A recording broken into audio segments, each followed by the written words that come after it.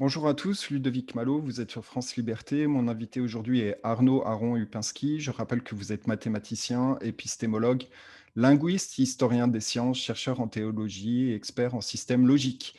Vous avez étendu la grille de lecture de vos recherches pour démonter les mécanismes secrets du langage du pouvoir, décrypter son double jeu et réarmer l'intelligence en lui permettant de se réapproprier ses instruments de pilotage pour le contrer.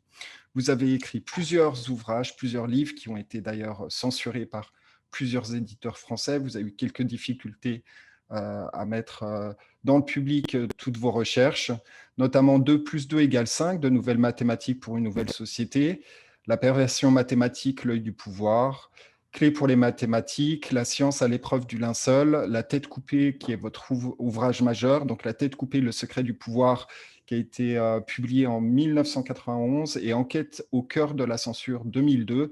Et enfin, le dernier ouvrage en lien avec l'élection présidentielle, Macron, le président ventriloque, la figure du roi et la magie politique, qui a été publié en 2017. Arnaud Upinski, bienvenue à France Liberté. Merci, bienvenue également sur le sujet. Alors, avant de poursuivre, partagez maintenant cet épisode sur les réseaux sociaux et via les plateformes de messagerie. Et très important, abonnez-vous maintenant à la chaîne YouTube de France Liberté. C'est important qu'on ait cette audience, qu'elle se développe. Donc, vous cliquez sur abonner pour vous abonner à la chaîne. Inscrivez-vous aussi sur notre liste de contacts sur franceliberté.tv pour recevoir les nouveaux interviews. Et enfin, rejoignez-nous sur le canal France Liberté de Telegram qui sera indiqué juste en bas de la vidéo. Alors, Monsieur Upinski, merci beaucoup de nous avoir accordé cette interview. Ça fait plusieurs fois qu'on vous a sur France Liberté. On va parler d'une thématique qui est essentielle, très importante et qui tient à cœur à beaucoup de Français. C'est qu'est-ce que l'identité française? Alors, depuis quelques années, moi, je me suis personnellement penché un petit peu sur la question. On a constaté quand même qu'il y a une sorte de castration patriotique en France, une sorte de diabolisation des idées qui sont tournées vers le conservatisme, et ce qui a fait les preuves et le succès du pays dans le passé. Ça s'est manifesté sous forme de perte de repères, de perte de valeurs, une exacerbation des conflits sociaux, une perte totale de confiance dans le système de gouvernance. Et évidemment, ça va avec, vous nous en parlerez, et c'est aussi le résultat de vos recherches, la dérive du langage qui conduit la population à avaler n'importe quoi. Ce qui était moral devient immoral, ce qui est immoral devient au fil du temps moral. On sent un ramollissement des esprits, des cerveaux et du sens du sacré. Qu'est-ce que vous pouvez nous dire en guise d'introduction par rapport à ces thématiques? Qu'est-ce que l'identité française? La première chose que je dirais, c'est que c'est un sujet extrêmement difficile et que c'est un sujet très mal traité. Je dirais même qu'il n'est pas traité. Je prends cet exemple. J'ai regardé en préparant cette réunion ce numéro de Valeurs Actuelles qui est consacré hors série, l'identité française. Il y a toute une palanquée de personnes et le sujet n'est pas traité. C'est-à-dire que personne ne pose la première question que posaient les Grecs, par lesquels ils commençaient, c'est qu'est-ce que l'identité? Qu'est-ce que l'identité? Pourquoi est-ce qu'il y a un problème maintenant Est-ce que ce problème se posait dans le passé? Il n'y a jamais eu de problème sur l'identité en France, à ce sens-là. C'est un phénomène nouveau. Le mot racisme, et les mots permettent de voir arriver les sujets, le mot racisme est extrêmement récent. Donc, comment se fait-il que tout à coup, toutes ces pestes, ces problèmes arrivent? Donc, ça, c'était la première remarque que je ferai. La deuxième remarque, ce qui me rend, j'allais dire, légitime pour traiter ce sujet, ce sont plusieurs choses, plusieurs éléments.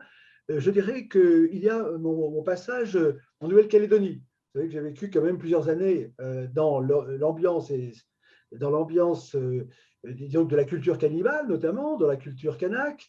Et je dirais que quand je considère, disons, que la question de l'identité chez les Kanaks, et d'ailleurs le mot Kanak n'est pas un mot Kanak, j'ai tendance à penser que j'ai affaire à des êtres civilisés, que nous sommes devenus des sauvages.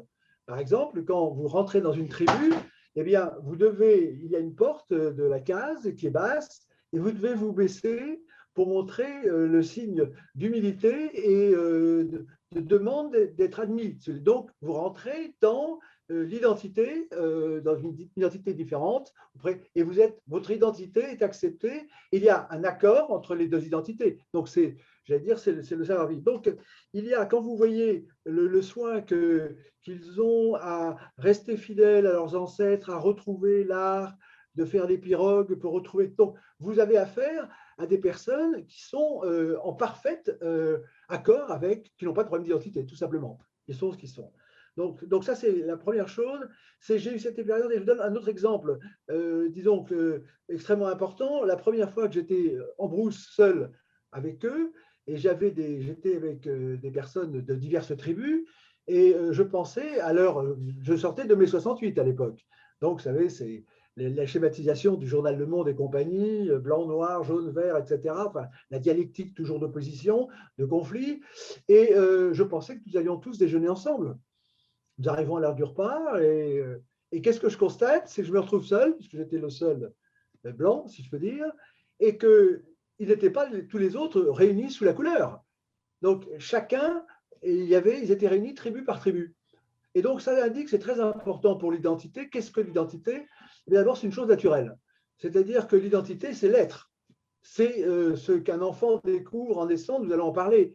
Et donc, pourquoi est-ce qu'ils se réunissaient chacun? D'abord, ils avaient des traits physiques différents, d'ailleurs, parce que moi, je pouvais les distinguer, les Lifous, les Ouvéas, les Marais, etc. Donc, l'histoire et, j'allais dire, la génétique leur avaient donné des traits caractéristiques, mais il y avait des traits physiques, bien entendu, il y avait des traits moraux, il y avait des manières de faire, et ils se réunissaient parce qu'ils avaient des choses à se dire. Qui se ressemblent, s'assemblent. Donc, ce n'était pas du tout une marque d'hostilité, ni quoi que ce soit, c'est une marque naturelle. On a besoin d'avoir les mêmes codes, comme on dit maintenant, alimentaires, ce qu'on mange ensemble, ce qu'on dit ensemble, ce qu'on vit ensemble. Et il y a une expression ancienne, celui qui disait quand est-ce qu'on est d'un pays? Parce qu'autrefois, on disait c'est un gars d'un pays en France. Eh bien, c'est quand les deux grands-pères, par exemple, c'est ce qu'on va dire récemment, avaient été à l'école ensemble. Donc, ça fait des liens. Ah oui, nous étions là, il s'est passé, et nous avons une histoire commune, simplement une vie commune, et des éléments d'ailleurs de famille. C'est une histoire de famille, en fait, l'identité. Et on peut dire, quand on regarde les anciennes photos, ou les plus récentes, on voit un air de famille. Et l'identité, d'abord, je dirais, c'est un air de famille. Donc, la première chose, c'est mon expérience, j'allais dire, pour prendre un mot pédant, la sociologie dans le Pacifique. C'est extrêmement intéressant de voir les choses à l'état naturel. Il n'y a pas de médiation pour vous expliquer qu'il y a une inégalité, il y a autre chose. Vous avez les grands chefs, vous avez les petits chefs, vous avez la coutume, et en particulier, tout est réglé par la coutume. Et donc, il faut chaque fois s'intégrer, et ça se fait tout naturellement. Ça, c'est la première chose. La deuxième chose, vous l'avez dit, c'est que dans l'identité, quand même, il y a l'identité du cerveau, si vous voulez. Bon, je suis conscient du fait que le sujet, c'est l'identité française. Mais avant l'identité française, qu'est-ce que l'identité? Et l'identité, déjà, c'est une identité mentale.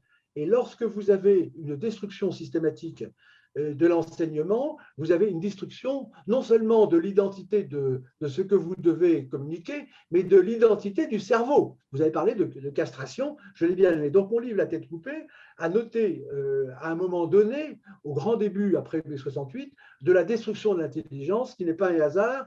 Et alors, j'ai cherché l'antonyme. Alors l'antonyme, c'est le mot inverse, si je peux dire, du mot, quand vous êtes dans le dictionnaire, il y a le jour et l'antonyme, c'est la nuit, le beau, le laid.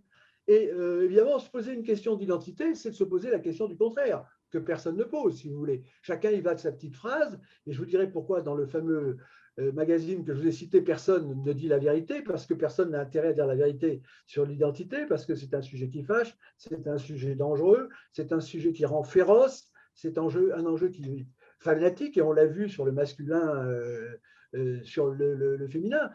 Et donc, il y a donc la base. L'antonyme d'identité, on dit la différence. Non. Alors d'abord, nous pouvons peut-être voir ce qu'on appelle effectivement l'identité, si vous voulez. Enfin, l'identité, ça vient du latin déjà. Bon, c'est la première question. C'est l'identitas, et ça vient de idem, le même. Donc, ça veut dire des choses qui sont tout à fait identiques l'une à l'autre. Ou bien ça veut dire, après il y a le sens psychologique, il y a tout un ensemble, mais enfin ça veut dire aussi ce qui est l'être, ce qui demeure. Une perte d'identité, c'est une perte d'être et on ne sait plus qui on est, si vous voulez. Donc, il y a cette idée dans l'identité de stabilité. Bon. Et moi, je dirais que l'antonyme d'identité, c'est l'aliénation. C'est-à-dire quand on n'a plus d'identité, et ce n'était pas dans le dictionnaire, vous verrez, c'est que justement c'est l'aliénation. C'est ce qu'a très bien traité Marx d'une certaine manière, c'est-à-dire cette perte d'identité de ce prolétariat qui avait une identité lorsqu'il était paysan, mais une fois qu'il se retrouve à la ville, il n'a plus d'identité, il ne sait plus qui il est, et donc il n'y a pas que l'avoir. Alors, ça c'est la deuxième chose. La troisième chose, si vous voulez, que je dirais, c'est que nous avons vécu un drame, si vous voulez, nous n'allons pas en parler, mais dans la fameuse dite épidémie que nous avons vécue, c'est-à-dire que nous avons vu que le cerveau n'est plus capable, si vous voulez, de relier ce qu'il est avec l'environnement. Et l'identité, c'est d'être aussi en accord, bien entendu, avec son passé, avec son avenir. Donc, c'est une question d'harmonie. Bon. Et donc, ce qui est très important, c'est un élément qui n'est pas non plus mis en jeu dans les débats ou dans les faux débats, c'est qu'on a tendance à opposer deux définitions, évidemment, de l'identité. Et là, ce qui est tout à fait étonnant, parce que s'il y a une identité française, c'est qu'il n'y en a pas deux.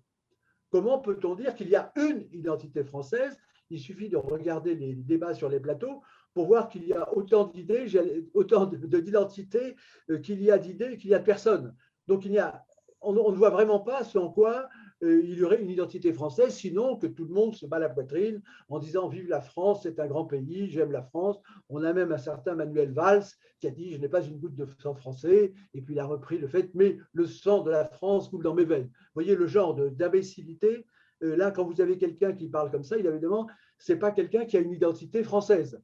C'est une identité, une absence d'identité, pour autant dire. On est dans la folie. Bon. Alors, donc, c'est peut-être pour ça qu'il est allé se présenter en Espagne, d'ailleurs, non? Ben oui, c'est-à-dire c'est une identité à la géométrie variable, si je peux dire. Et donc, l'identité, c'est effectivement quand même quelque chose de solide. Quand on est identité, c'est une chose, évidemment, qui vous aide à vivre, à savoir qui vous êtes, d'où vous venez et où vous allez. C'est quand même ça, l'identité. Bon. Alors, j'ajouterai quand même aussi, sur ce point de nos débats, c'est qu'en principe, il y a deux termes du débat, si vous voulez, qui correspondent à, on peut dire, la deuxième et la troisième alliance, c'est-à-dire qu'il y a l'identité, évidemment, qu'on peut photographier en 1788-89, et puis il y a la nouvelle identité, entre guillemets, tout ça, qui démarre en 1792. Bon. Voilà, donc ça, nous allons parler, c'est sur la macroscopie, là on est dans l'identité de la France. Mais il y a un troisième terme dont personne ne parle, c'est qu'on a tendance à opposer les uns et les autres, ceux qui seraient, par exemple, je reprends un mot qui a été cité, favorables aux Français de souche, et puis à ceux qui considèrent que ce sont en quelque sorte les citoyens de l'universel. Il y a en gros les deux camps, ceux qui se rattachent, je schématise, au droit du sol ou au droit du sang. Pour schématiser, nous rentrerons dans les détails. Mais on oublie un troisième terme, c'est que tout se passe dans les débats comme s'il y avait un camp qui luttait contre un autre et ils ne peuvent arriver à rien parce qu'ils ne parlent pas le même langage. Ce sont deux, on ne sait pas comment ils pourraient se réunir. Mais, nous en parlerons bien entendu, mais il y a un troisième terme, c'est le pouvoir.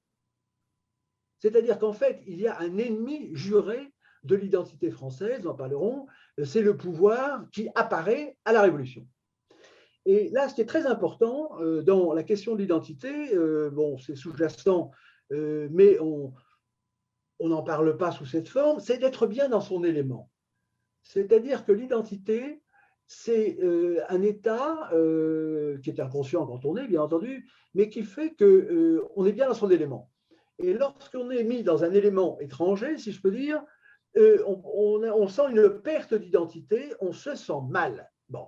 Je prends un exemple, et ça va sur les photos. Il y a des photos qui vous mettent à l'aise et des photos qui vous mettent mal à l'aise. Celles qui vous mettent mal à l'aise, je prends par exemple, c'est la télévision, qui ne vous bombarde que d'images destructrices, bien entendu, de l'identité. Et c'est là qu'on voit qu'il y a un plan méchant, vorace, destructeur, si vous voulez, qui nous ramène à 1792-1793. C'est pour ça qu'il faut voir les choses extrêmement simplement, voir comment la question de l'identité s'est posée. C'est-à-dire que s'il y a, on reviendra à la microscopie, je veux dire, de l'identité, mais faisons un petit coup de balayage sur la macroscopie, si je veux dire. Bon. C'est qu'il faut, donc, vous avez un peuple très particulier qui s'appelle le peuple français, hein, et qui était connu pour sa douceur de vivre. Alors, on l'apprend à l'école, mais il faut faire un arrêt sur image. Qu'est-ce que la France, justement, jusqu'à la Révolution, eh bien, elle est connue avec la douceur angevine, notamment. La France, c'est un pays de la douceur, c'est un pays de l'élégance, c'est un pays de savoir-vivre, c'est le pays de la conversation, c'est le pays de bien savoir s'alimenter, manger en commun. La table, je ne dis pas qu'il n'y a qu'en France qu'il y a la conversation autour de la table, mais vous prenez les États-Unis, c'est le fast-food et compagnie. Donc l'idée de se rassembler avec une identité commune, si je peux dire, pour reprendre le mot, eh bien, on peut dire que l'identité française, c'est l'identité du savoir-vivre, l'identité de la qualité de la vie, du savoir-parler. Bon, et c'est donc une qualité de nature, c'est-à-dire que la France, et je parlais de la Nouvelle-Calédonie et des Kanaks, qui a été faite autour de la nature, et ce sont trois choses. D'un côté, c'est un fait, l'identité française, c'est une construction, bien entendu, dans laquelle l'intelligence joue un rôle essentiel, notamment pour la. Et puis, c'est une initiation. Bon. Et donc, vous prenez la France de 1788, en dépit de ce que certains esprits chagrins vont dire, c'est la douceur de vivre, et même un Anglais comme Jung a dit que les femmes dominaient, disons. Et elle a dit, la fameux mot de Madame Vigée-Lebrun, c'est avant la Révolution, les femmes dominaient, la Révolution les a détrônées. Donc tous les problèmes actuels avec les femmes ont été créés par la Révolution. C'est-à-dire que la Révolution, et quand je parlerai de la République, évidemment, ce n'est pas la vraie République, c'est ce que j'appelle la République de ventriloque, mais la République française, elle est cannibale, elle est vorace, elle est violente, elle est contraire à la douceur féminine. Donc d'un côté, jusqu'en 1789, vous avez une identité française que je viens d'écrire, qui est toute harmonie, si vous voulez, qui est toute harmonie, et on la voit dans les villages, parce que qu'est-ce que c'est que la France? Eh bien, c'est une civilisation villageoise. J'ignore pas qu'il y a des villes, mais pourquoi tout le monde actuellement apprécie les villages? Eh bien parce que tout simplement, c'est ce patrimoine. Et ce qui rend compte du modèle d'identité française, bien entendu, c'est les villages, c'est l'art, c'est le patrimoine, qui, je le rappelle, fait l'unanimité. Hein. Donc, il n'y a pas deux camps pour le patrimoine. Bon, on pourra parler après de certaines choses. Mais donc, c'est l'harmonie, et cette harmonie, il suffit de regarder la France. Nous avons une photographie de ce qu'est l'identité française, et je pense à un livre comme Le Cheval d'Orgueil, par exemple, de Jacques Ezeliaz. Eh bien, vous voyez qu'en Bretagne, disons que l'identité française, c'est l'identité bretonne d'abord. Donc, l'identité française est un peu un contresens. Bon, alors évidemment, on voit très bien ce que ça veut dire. Quand on voit une photographie de la Libération, évidemment, on voit à Paris notamment l'harmonie, des personnes bien habillées, des femmes bien habillées, des hommes bien habillés. On voit qu'il y a une harmonie et un air de famille. Vous faites la même photo 40 ans après, on ne sait plus très bien ce que ça veut dire. On ne se sent pas en famille. Et vous avez le grand problème, par exemple, actuellement, dans la haute couture et compagnie, c'est qu'autrefois, il y avait la parisienne. La parisienne, évidemment, ça faisait partie de l'identité française. Mais la parisienne, maintenant, il faut la chercher. Plus personne ne s'habille. Donc, c'est tout ça. Donc, on sait d'où on part, on sait ce que c'est que l'identité française, cette merveille, ce miracle, on le sait, et on pourra le décliner sur les symboles, parce que, rappelez-moi, si jamais l'oubliez, c'est que on peut dire que l'identité, c'est une conquête du double symbolique. C'est-à-dire que nous avons, alors là, certains ont parlé de la double figure, le corps de roi, le double corps du roi, mais nous avons tous un double corps, même un triple, nous allons en parler. C'est-à-dire qu'il y a notre être physique, évidemment, qu'on peut toucher, mais nous avons un être moral. Et un homme, c'est une construction morale. Bon, construction morale, c'est-à-dire que nous avons un double symbolique. Par exemple, entre la conquête de l'identité, et là je suis en amont mais c'est un rapport avec l'identité française, il y a évidemment le symbole féminin, le symbole masculin. Donc, tu seras un homme, mon fils. Qu'est-ce que ça veut dire, tu seras un homme, mon fils? Ça veut dire qu'il y a une identité d'homme, une identité de femme, une identité française. Mais pour bien comprendre, l'identité française est un peu, justement, c'est le mot qui est utilisé, mais justement, ça date de la Révolution, et c'est une très, très grossière erreur, parce que quand vous cherchez toujours l'origine des mots, quand vous cherchez le mot France, par exemple, le mot France, qu'est-ce que c'est qu'être français? Eh bien, autrefois, même s'il y a un célèbre poème Ô France, tu m'as longtemps nourri de ma mamelle France, mère des arts, des armes et des lois. Donc la personnification de la France est ancienne, mais en fait, la France moderne, qui nous amène à 14-18, c'est dans les deux enfants qui font le Tour de France. Bon, il faut voir que, comme je vous l'ai dit, l'identité est une chose naturelle, mais aussi c'est une construction politique et voire une construction toxique éventuellement. Elle peut être toxique. Bon. Et vous avez parlé tout à l'heure du patriotisme. Alors le mot patriotisme, le mot nation, doit être regardé de près. Mais prenons maintenant ce que c'est que l'identité française. C'est un petit peu comme les poupées gigognes. C'est-à-dire que, et toujours, identité française, disons, commence à être attaquée à la Révolution, c'est-à-dire qu'on parle actuellement de déconstruction, c'est-à-dire de destruction, d'une certaine manière. La déconstruction de l'identité française commence évidemment avec la Révolution, et le mot marqueur, c'est le mot nation, dont nous pourrons parler. Alors, vous prenez, donc, c'est bretonne, parce que c'est caractéristique, vous aviez un habillement. Vous prenez la Bretagne, il n'y a pas une identité bretonne. Oui, il y a une identité bretonne, mais l'identité n'est pas la même à quelques kilomètres près. C'est-à-dire que la France était un pays de variété. C'est-à-dire qu'il y avait des différences, mais l'esprit était le même. Tandis que lorsqu'on parle de la diversité, il y a différence, mais l'esprit est opposé. C'est pour ça que la diversité, c'est la mort, si vous voulez, et la variété, c'est la vie. Il ne faut pas confondre, boire ou conduire, il faut choisir. Et je prends la Bretagne, je pourrais prendre l'Alsace, la Provence, et vous prenez la carte linguistique, la France était variée. Bon, et jusqu'à la Révolution, et c'était une des grandes difficultés de la royauté, c'est que la royauté qui gardait les libertés, parce que la liberté, c'est vraiment le propre de la France, même Machiavel, qui était un connaisseur, disait que la France était un pays hérissé de liberté, tandis que maintenant, c'est exactement l'inverse. Il y a la liberté tout court, c'est-à-dire qu'il n'y a plus les libertés personnelles. Eh bien, vous voyez que la première identité de l'enfant qui naît, parce qu'il faut voir la microscopie, il ne pense pas en termes d'identité. Il existe, il rencontre papa, maman, et puis petit à petit, je veux dire que le problème de l'identité va commencer à se poser éventuellement à l'école. C'est-à-dire qu'il va commencer, d'abord il y a la famille, donc il a une identité familiale, les cousins, les autres, sa mère de famille, on espère qu'il est aimé, tout se passe bien. Et je veux dire que le premier choc pourra se passer, par exemple, à l'école. Tout à coup, il découvrira évidemment qu'il y a des petits camarades qui sont un petit peu plus riches, peut-être pas tout à fait du même milieu, etc. Mais dans l'harmonie disons, de la France, du modèle français, eh bien, vous aviez cette harmonie qui fait que le château, contrairement à ce que certains pensent, s'il y avait un village autour du château, c'est parce que les villages se faisaient autour du château pour être protégés.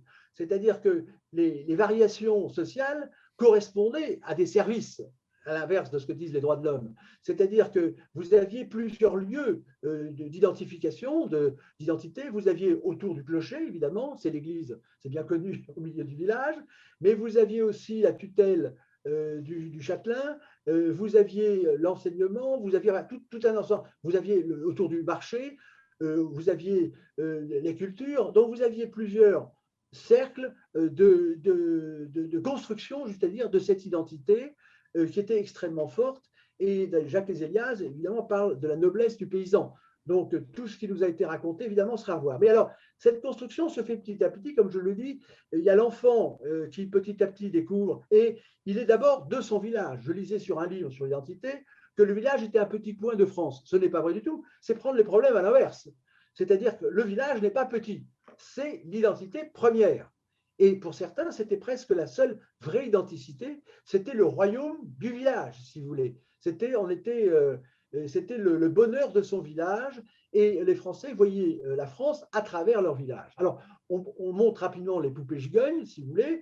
C'est que vous aviez évidemment la famille, vous aviez le village, après vous aviez le pays, plusieurs villages, après vous aviez la province. Le mot qui a été supprimé, parce que là, ça fait partie de la haine de l'identité française du gouvernement. Bon, certains personnages qui disaient un jour, le mot, j'ai entendu, province sera disparu. Maintenant, on ne parle même plus de région, on parle de territoire. Bientôt, on pourra parler de plateforme, bon, de zone.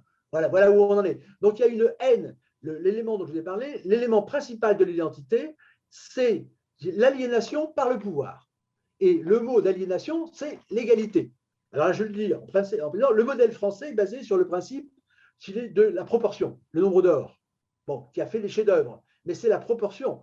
Tandis que le système toxique et criminel, c'est le principe républicain d'égalité. Que fait l'égalité? Aucune architecture. La République, au sens où je l'entends, c'est-à-dire l'anti-république que nous avons, est contraire à l'intérêt commun, elle ne fait que des boîtes. Et on est dans un système de ridicule, et c'est le crime de la tête coupée, c'est que personne ne dénonce. Vous prenez par exemple le Panthéon, c'est quelque chose d'ahurissant. C'est-à-dire que cette anti-république, appelons-la l'anti-république, pour être bien compris, eh bien, elle n'est même pas capable de construire des monuments. Et je parlais de la franc-maçonnerie, qui se réclame des cathédrales. On constate actuellement la franc-maçonnerie est incapable de construire, puisque c'est elle qui est au pouvoir, enfin, religieusement au pouvoir, si je peux dire, elle est incapable de construire un monument représentant les rois de l'homme. Alors, on pourrait objecter qu'il y a le culte de la défense. Mais voilà, c'est la mise en boîte, c'est la mise en prison. On ne fait, dans la nature, rien ne repose sur l'égalité. Bon, il y a des cristaux dont on pourrait parler, mais ce sont des figures. Et donc, ce principe, alors donc, on en arrive à l'identité française. Qu'est-ce qui faisait Juste avant ça, Monsieur Lipinski, j'aimerais juste une clarification pour les auditeurs éventuellement qui n'ont pas suivi vos interviews ultérieures concernant la Révolution française. Qu'est-ce que les auditeurs doivent savoir dans le cadre de cette interview aujourd'hui sur l'identité française? Qu'est-ce qu'ils doivent savoir sur ce qui s'est passé réellement en 1789? Quel a été le tournant qui doit permettre aux Français de se réveiller, de comprendre ce qui s'est passé en 1789 en quelques mots, juste pour leur rappeler? Écoutez, je pense que je vais faire un demi-détour pour répondre à votre question, bien entendu, sur le générateur de l'identité. Donc, d'une part, jusqu'à la Révolution, vous aviez un générateur d'identité française qui est une merveille, qui part en bas, on a l'identité du village, et après, on a l'identité royale. Donc, prenons cette image de Versailles, avec la France qui est le soleil qui illumine le monde. Donc, vous aviez du petit au grand, mais le petit, c'est un grand aussi pour celui qui y est. Donc, c'est ce pays que le monde, la mesure de l'identité française, c'est le patrimoine français qui est le premier au monde, que le monde entier nous envie. Ça, c'est l'identité française. Or, après, venant du monde anglo-saxon, il y a, alors, si vous voulez, venant du monde anglo-saxon, il y a une identité inventée, ce que les Anglais appellent nation building, donc c'est création de nations, en fait, c'est création on peut dire de prison, de prisonniers, de taulards, de bagnes. Donc, il y a un système qui est implanté en France, j'en parle pour Pi, et ça s'appelle la Déclaration des droits de l'homme. Bon, qui évidemment se présente comme toute ruse, comme une libération, alors que c'est la mise en esclavage. Et donc, je vous dis, il suffit de comparer ce qu'a fait la France et ce qu'a fait l'anti-république depuis, qui n'a rien fait que de la destruction et qui est en train de continuer en s'appelant déconstruction. On détruit même les rapports entre les hommes et les femmes, les enfants, enfin, c'est bon. Et donc, ces droits de l'homme, ce qu'il faut retenir, je vous pose la question, c'est que c'est ce que j'appelle la troisième alliance. C'est-à-dire, c'est une alliance qui est basée, qui, si vous voulez, je prends un symbole, on va parler de symbole, qui vous dit qu'il vous annonce la liberté en 1789 et qui vous apporte la guillotine et la prison en 92. Alors, pour rendre très précis pour comprendre ce qui s'est passé. Je vous ai dit tout à l'heure que la France, évidemment, les Français vivaient dans une harmonie. Et tout à coup, imaginez, on change leur nom de pays, on les remplace par les départements. On commence à faire la guerre à leur patois, c'est-à-dire qu'à la langue populaire. Ensuite, on change leur unité de mesure, on change les poids et mesures. Bon. Ensuite, si vous voulez, on change leur mode de décision. On ne pourra plus prendre de décision. Ensuite, on change leur calendrier. Bon, il n'y a plus le calendrier lundi, mardi, mercredi. Ensuite, si vous voulez, on leur interdit de s'appeler par les noms monsieur et madame. Je vous rappelle que, justement, dans l'identité française, le nom de monsieur et madame, c'était le fils aîné du roi. Tandis que là, on les appelle les citoyens. C'est un mot qui ne veut rigoureusement rien dire, mais qui effectivement, bon. Donc, on change complètement leur repère. Ensuite, on commence à les guillotiner, s'ils ne sont pas d'accord, et on dit, le mot, c'est pas de liberté pour les ennemis de la liberté, et le slogan devient République une, indivisible, la liberté ou la mort. C'est-à-dire que c'est où vous marchez, vous êtes obligé de répéter ce qu'on vous dit, ou on vous guillotine. Donc, c'est un changement total, si vous voulez, qui s'opère. Et ça, c'est ce qu'il faut bien comprendre. Et alors, après, les Français, alors ça va se traduire dans les modèles. parce que quand même, moi, je souhaite toujours apporter des preuves, si vous voulez, de ce que je dis. Bon. Alors, donc, je vous ai parlé donc, et il y a un point, quand même, je voudrais revenir sur, je vais répondre à votre question, mais à répondre pour ne pas oublier sur l'identité française, c'est que la France n'est pas une nation. Le nationalisme est un produit révolutionnaire qui, à l'époque, était l'extrême gauche. C'est-à-dire que le mot nation a été utilisé contre le roi. C'est-à-dire qu'il faut bien comprendre que les Français étaient en harmonie, c'était un roi, une loi, une foi, c'était cette unisson, si vous voulez, c'était à l'unisson, il n'y avait pas de. L'identité n'était pas fracturée, si vous voulez. Bon. Et donc, ça c'est. Et alors, ce qui prouve que la France n'est pas une nation, hein, mais c'est pratique, parce que la nation, on met tout dedans, donc ça veut dire que tout le monde est pareil. Et ça permet de jouer à l'assimilation. Ça ne veut rien dire de faire de quelqu'un un Français. Ça ne veut rien dire. Bon, on en parlera sur la carte d'identité. Mais ce qui prouve, ce que je vous dis est vrai, c'est que la France n'était pas une nation. C'est le Collège des quatre nations qui a été fait par Mazarin. Vous savez, c'est maintenant dans le Collège des quatre nations que se trouve l'Institut, appelé ainsi par Napoléon, qui regroupe les grandes académies de Louis XIV, bien entendu, en mettant le buste de Napoléon pour semer les poursuivants. Bon. Mais le Collège des quatre nations, c'était quoi?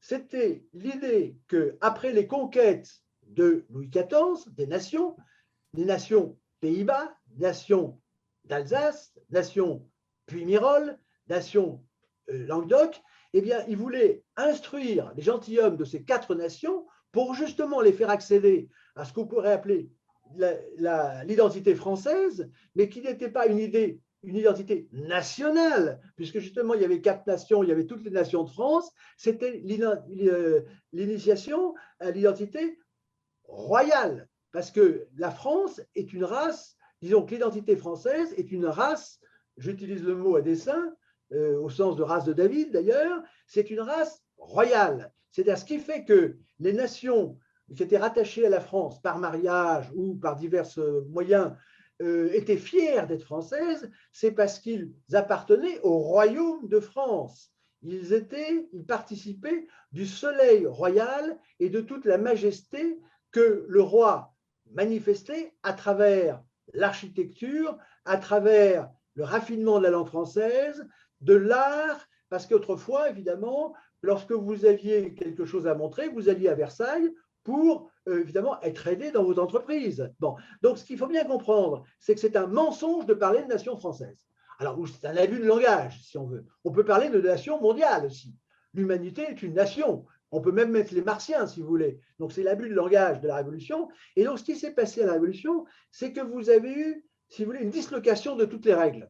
C'est-à-dire que vous avez une bande de sauvages et de cannibales, hein, qui tout à coup ont dit « nous allons vous rendre heureux ». Alors, au début, c'était le charme de la Révolution, 1789. Même Louis XVI s'est laissé prendre au jeu. Et puis, une fois que les cannibales ont eu le pouvoir, ils ont guillotiné, ils ont tué. Parce qu'il faut bien savoir que les révolutionnaires sont des lâches et ils commencent à se battre lorsqu'ils sont les plus forts. Hein, le massacre commence une fois qu'ils ont pris le pouvoir. Alors, ce qui prouve ce que je dis, c'est que l'identité, c'est un double symbolique. C'est un double valorisant ou dévalorisant. C'est-à-dire que l'enfant, à un moment donné, découvre qu'il y a une altérité, il y a des choses différentes, et à ce moment-là, il se construit ou il se détruit en termes d'identité. C'est pour ça que c'est très important, l'identité, parce que c'est ce qui nous rend fiers de nous, sûrs de nous, et ce qui nous fait affronter la vie. Mais il n'y avait pas de contradiction dans le passé, Marx n'était pas passé par là, entre l'identité villageoise, l'identité du pays, le pays de Serres par exemple, après vous aviez l'identité du Languedoc, l'identité de la langue, l'identité après, et l'identité religieuse, que je ne dois pas oublier, et l'identité royale. Et tout à coup, vous avez des cannibales qui arrivent et qui vous disent, vous n'avez rien compris, et d'abord, si vous n'avez pas compris, on vous coupera la tête, et maintenant, il n'y a qu'un seul Dieu, c'est la religion maçonnique dont j'ai parlé dans l'initiation maçonnique, et c'est l'homme qui est mis, les droits de l'homme sont mis à la place des commandements de Dieu. Alors ça a l'air très gentil, mais ce qui montre que les droits de l'homme, c'était une ruse de guerre pour prendre le pouvoir au roi, c'est que tout de suite après, on se démasque, on sort la guillotine, on sort la terreur. Donc je vous rappelle qu'il est sorti en France. Et si maintenant on ne dit plus la liberté ou la mort, c'est parce que ça montre un peu trop le vrai masque des droits de l'homme qui est la guillotine. Alors, je voudrais vous dire une chose Juste très une importante. chose, Monsieur Lipinski, donc on parle effectivement des cannibales de la Révolution. Qui est derrière ces cannibales? Vous parlez de la franc-maçonnerie particulièrement, qui est à Oui, l'origine de la c'est-à-dire que je Révolution? l'ai prouvé, et ça c'est un des apports très simples que j'ai apporté, c'est-à-dire qu'effectivement, lorsque l'on cherche l'auteur, et vous savez qu'en tant qu'écrivain, je suis attaché au droit d'auteur, quel est l'auteur d'une œuvre, quel est l'auteur d'une action? Et le mot auteur ne se met pas au féminin, si vous voulez, comme les ineptes disent. Eh bien, la Révolution est signée, de même que les évangiles eh bien, signent effectivement le christianisme, bien entendu, eh bien, on peut dire que les évangiles sont au christianisme ce que les droits de l'homme, si vous voulez, sont à la franc-maçonnerie. C'est-à-dire que c'est la franc-maçonnerie qui a signé dans la Déclaration des droits de l'homme, par le triangle lumineux, qui représente la franc-maçonnerie, qui se signale comme l'auteur du texte fondateur de la Révolution, qui a formaté, si je peux dire, qui a enseigné et qui aux ordres de l'Angleterre, ne l'oublions pas, parce que la franc-maçonnerie, c'est une création anglaise, ne l'oublions pas, c'est le bras armé, les services secrets de Sa Majesté. Et après, bon, il faudrait aller un petit peu plus loin, mais donc les droits de l'homme sont le fruit de la franc-maçonnerie, et donc c'est le langage qui a fait la révolution, c'est pas telle ou telle personne, d'ailleurs ils sont tous guillotinés les uns les autres, on pourra en parler, et voilà, donc ça c'est très important de comprendre que la France, évidemment, dont j'ai dit que le mal français c'était la France a une tête française, une tête anglaise sur un corps français. Et là, la perte de, certains appellent le déclin, qui est signalé déjà par Voltaire, eh bien, c'est en fait la perte d'identité, c'est le fait qu'évidemment la tête nous détruit. C'est-à-dire que le système maçonnique, donc aux ordres des Anglais, si vous voulez, enfin du système anglais, mais il faudrait rentrer dans qu'est-ce que c'est que l'Angleterre, ça fait encore notre sujet, nous détruit l'école, nous a détruit, et le coup de génie, entre guillemets génie, c'est la prise du pouvoir par la franc-maçonnerie, si vous voulez, par le langage de la franc-maçonnerie, donc par l'évangile et la religion des droits de l'homme en 1792. C'est un fait prodigieux. Alors, ce qui montre, si vous voulez, que l'identité française est pleine et que l'identité républicaine, anti-républicaine, j'allais dire, parce que c'est une fausse république, est creuse, ça se voit très, très. Il faut toujours des preuves. Les preuves, c'est que vous vous interrogez quels sont les symboles français et quels sont les symboles de la République, l'anti-république, ou les symboles de la royauté. Alors c'est très intéressant. Là, je commencerai par la République. Il suffit d'aller sur le site du président de la République. Vous voyez, donc ce que je dis, ça, c'est pas du tout caché. Et vous interrogez les symboles de la République. Alors qu'est-ce qu'ils sont? Vous commencez par le drapeau tricolore. Pour voir, je vais vous montrer à quel point c'est absurde. Et donc là, on est dans le phénomène de la tête coupée. Personne ne se prend la peine d'analyser les symboles de la République pour voir à quel point c'est creux, c'est ridicule, c'est de la falsification. Ce ne crée pas de richesse. C'est-à-dire que les symboles que vous trouvez… Alors sur le site, on commence par le drapeau tricolore. Alors voyons, le drapeau tricolore, est-ce que c'est quelque chose de valorisant? Parce que je vous rappelle quand même que l'identité française valorise. Vous prenez même quelqu'un que je n'aurais pas la cruauté de citer, qui était une femme qui était à l'Académie française, qui était du FLN, elle était quand même reçue à l'Académie française, eh bien, elle détestait la France par définition, mais elle disait que c'était quand même la langue française qui lui avait fait accéder à la liberté en tant que femme. Vous voyez, donc l'identité en principe française, c'est le haut du panier, puisque la France est le premier des royaumes au monde. Si vous regardez une carte, aucun pays ne peut avoir une telle valeur d'identité lorsqu'elle est respectée que la France. Et je vous dis, ce qui mesure l'identité de la France, c'est son patrimoine, le premier patrimoine du monde. Donc Kennedy disait que la France est la première puissance culturelle au monde. Et bien ça, la France première, mais pas l'anti-république. La République, c'est l'inverse de la France, anti-république. Il faut bien ça. Alors, prenons les symboles. Commençons par le drapeau tricolore. Bon, il y a 3 couleurs, très bien. Est-ce que ça valorise 3 couleurs? Et que vous dit la présidence de la République? C'est que ces 3 couleurs, c'est le bleu, le blanc, le rouge. Donc, c'est la couleur du roi entre les couleurs de Paris. Mais ça vous dit quoi, ça? Puisque le roi, en plus, a disparu.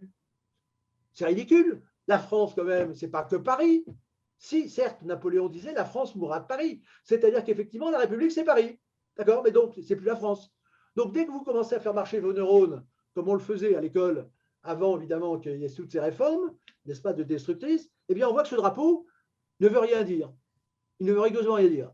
Alors, on pourrait donner d'autres sens aux couleurs bleu, blanc, rouge. C'était la couleur des gardes du roi, des gardes suisses, etc. Mais tel que c'est présenté, c'est vraiment partiel. Ce n'est pas la République universelle. C'est simplement 3 couleurs, Paris et le roi. Exit. Bon. Ensuite, vous avez l'hymne national.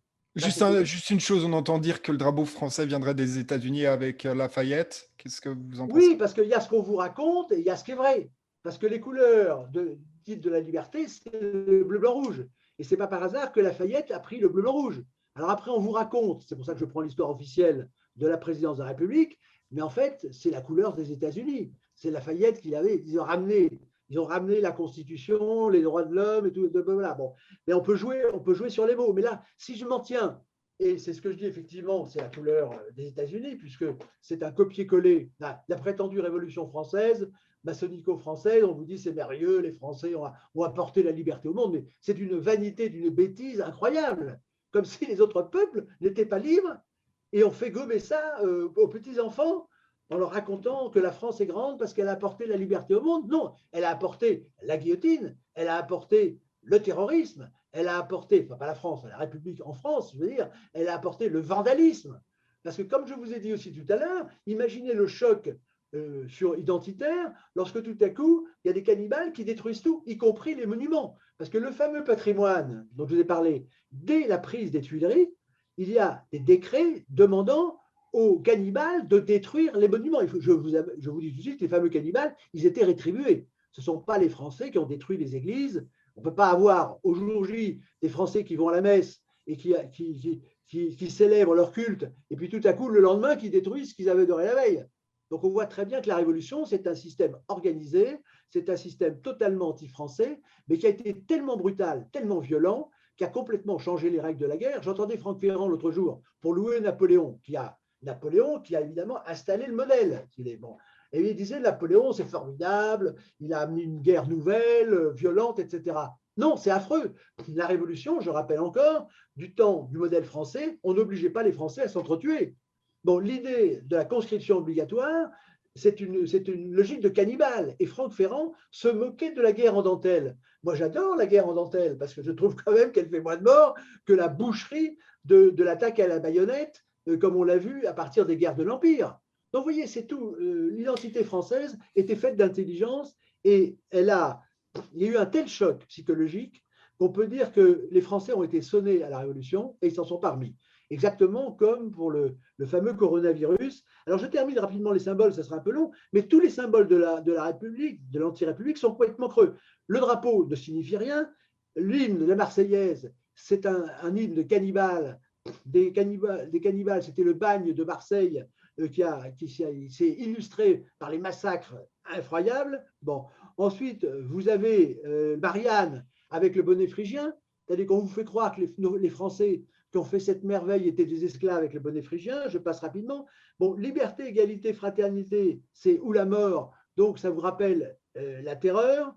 Le 14 juillet, c'est une imposture parce que déjà, la prise de la Bastille, ce n'était pas vraiment une prison, il n'y a plus personne, si vous voulez, on est bien des fous, mais c'était pour prendre la poudre et c'était uniquement un acte de guerre, mais qui a été dissimulé comme drapeau tricolore. Bon, le 14 juillet, en plus, on vous dit que c'est le 14 juillet de la fête de la Fédération. Donc, quand il y a un défilé, c'est la fête de la Fédération, mais la fête de la Fédération, en fait, c'est l'union encore du roi et théoriquement des départements. Le roi a disparu, donc c'est un symbole qui ne veut rien dire. Enfin, on peut continuer ça jusqu'au bout. Vous avez le grand sceau, là, ça se termine par le grand sceau. Le grand sceau copie le grand sceau royal et qui est utilisé. Donc, si vous voulez, la République, c'est une anti-république, c'est uniquement un système prédateur, c'est un système destructeur qui n'a rien. Et je vous dis, c'est comme la maçonnerie, elle se prétend maçonnerie, elle est incapable, la franc-maçonnerie, de faire des monuments. En revanche, elle est capable de faire des lois qui détruisent. Elle est capable de prendre le pouvoir. Elle est capable de truquer les élections. Tandis que quand vous prenez les symboles royaux en face, bon, vous avez la fleur de lys. Mais la fleur de lys, elle est belle. Qu'est-ce qu'elle symbolise? Alors, il y a la Trinité, mais elle symbolise la pureté. C'est beau, la fleur de lys. C'est quand même bon. Ensuite, vous avez le sceptre. Le sceptre, c'est le sceptre royal, c'est qui dirige le peuple. Donc, c'est un beau, le sceptre, c'est un beau symbole. Ensuite, vous avez l'épée. L'épée signifie la défense. Bon. Ensuite, vous avez la croix. C'était la foi de l'identité française. Bon. Et donc c'est ce symbole. Bon. Ensuite, vous aviez la couronne. C'est un très beau symbole. D'ailleurs, dans le langage, on dit ça couronner, telle ou telle chose. Ensuite, vous aviez la culotte de la noblesse, qui indiquait que le roi devait commander la noblesse. Et on retrouve l'idée des sans-culottes. Bon. Ensuite, vous avez le blanc, vêtu de blanc, qui symbolise la pureté. Et je termine par le soleil. donc je n'ai pas besoin de faire l'explication, c'est le symbole de la soleil royale, si vous voulez, qui a tellement impressionné, si vous voulez, puisque la France, c'était le symbole du rayonnement de la France, et le mot rayonnement continue, ça vient du roi soleil. Il est tellement impressionnant que l'anti-république est obligée de copier Macron, qui a dit qu'il manquait le roi au processus démocratique, ce qui est quand même assez amusant, je l'ai écrit. Eh bien, où est-ce qu'il va pour se valoriser? Eh bien, il est obligé de se draper dans l'identité française, c'est-à-dire royale. N'oublions pas, si vos éditeurs doivent entendre cette chose, c'est que l'idée française, c'est le roi. C'est-à-dire qu'en dehors du roi, il y avait l'identité locale. C'est-à-dire que quand vous avez des Français de la Martinique, si vous voulez, eh bien, ils sont français de par le roi. Parce qu'ils ont le droit du sol, c'est qu'ils ont un sol. Et en fait, la France s'est réunie avec des peuples, je dis bien des peuples, des nations qui avaient un territoire. Et donc, on n'était pas dans ce melting pot qui crée le racisme, qui crée l'incompréhension. Chirac l'avait dit d'ailleurs, quand vous mettez des personnes qui ne mangent pas la même cuisine ensemble, eh bien l'odeur n'est pas en harmonie et compagnie. Donc, il y a un mensonge sur l'intégration française. L'intégration française, c'est que vous ne pouvez pas faire d'un Alsacien un Provençal. Donc, il faut avoir son identité.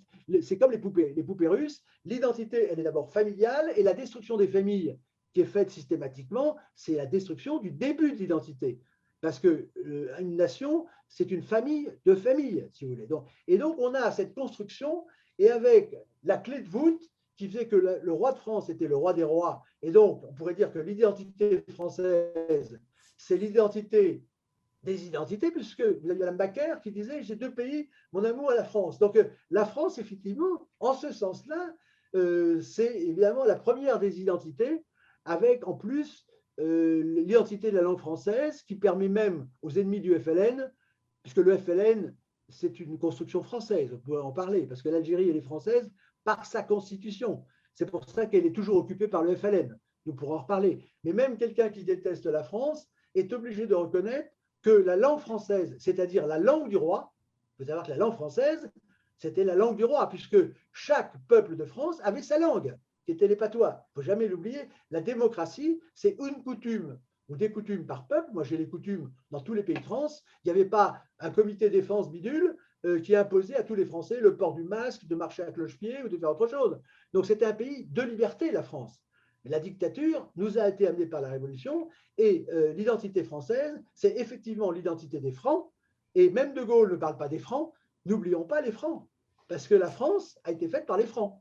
On vous dit que c'est une identité romaine ou grecque, c'est très possible, mais je termine par là, la noblesse européenne vient de la noblesse franque et qui était des protecteurs. La noblesse était la fonction de protection et c'est pour ça que la basse-cour, par exemple des paysans, se réfugiaient ou étaient dans le château fort. Et donc c'est ce modèle qui a cassé effectivement les prétendus maçons que sont les francs-maçons qui ne sont pas si francs-maçons puisqu'ils ne savent plus maçonner les bons bâtiments.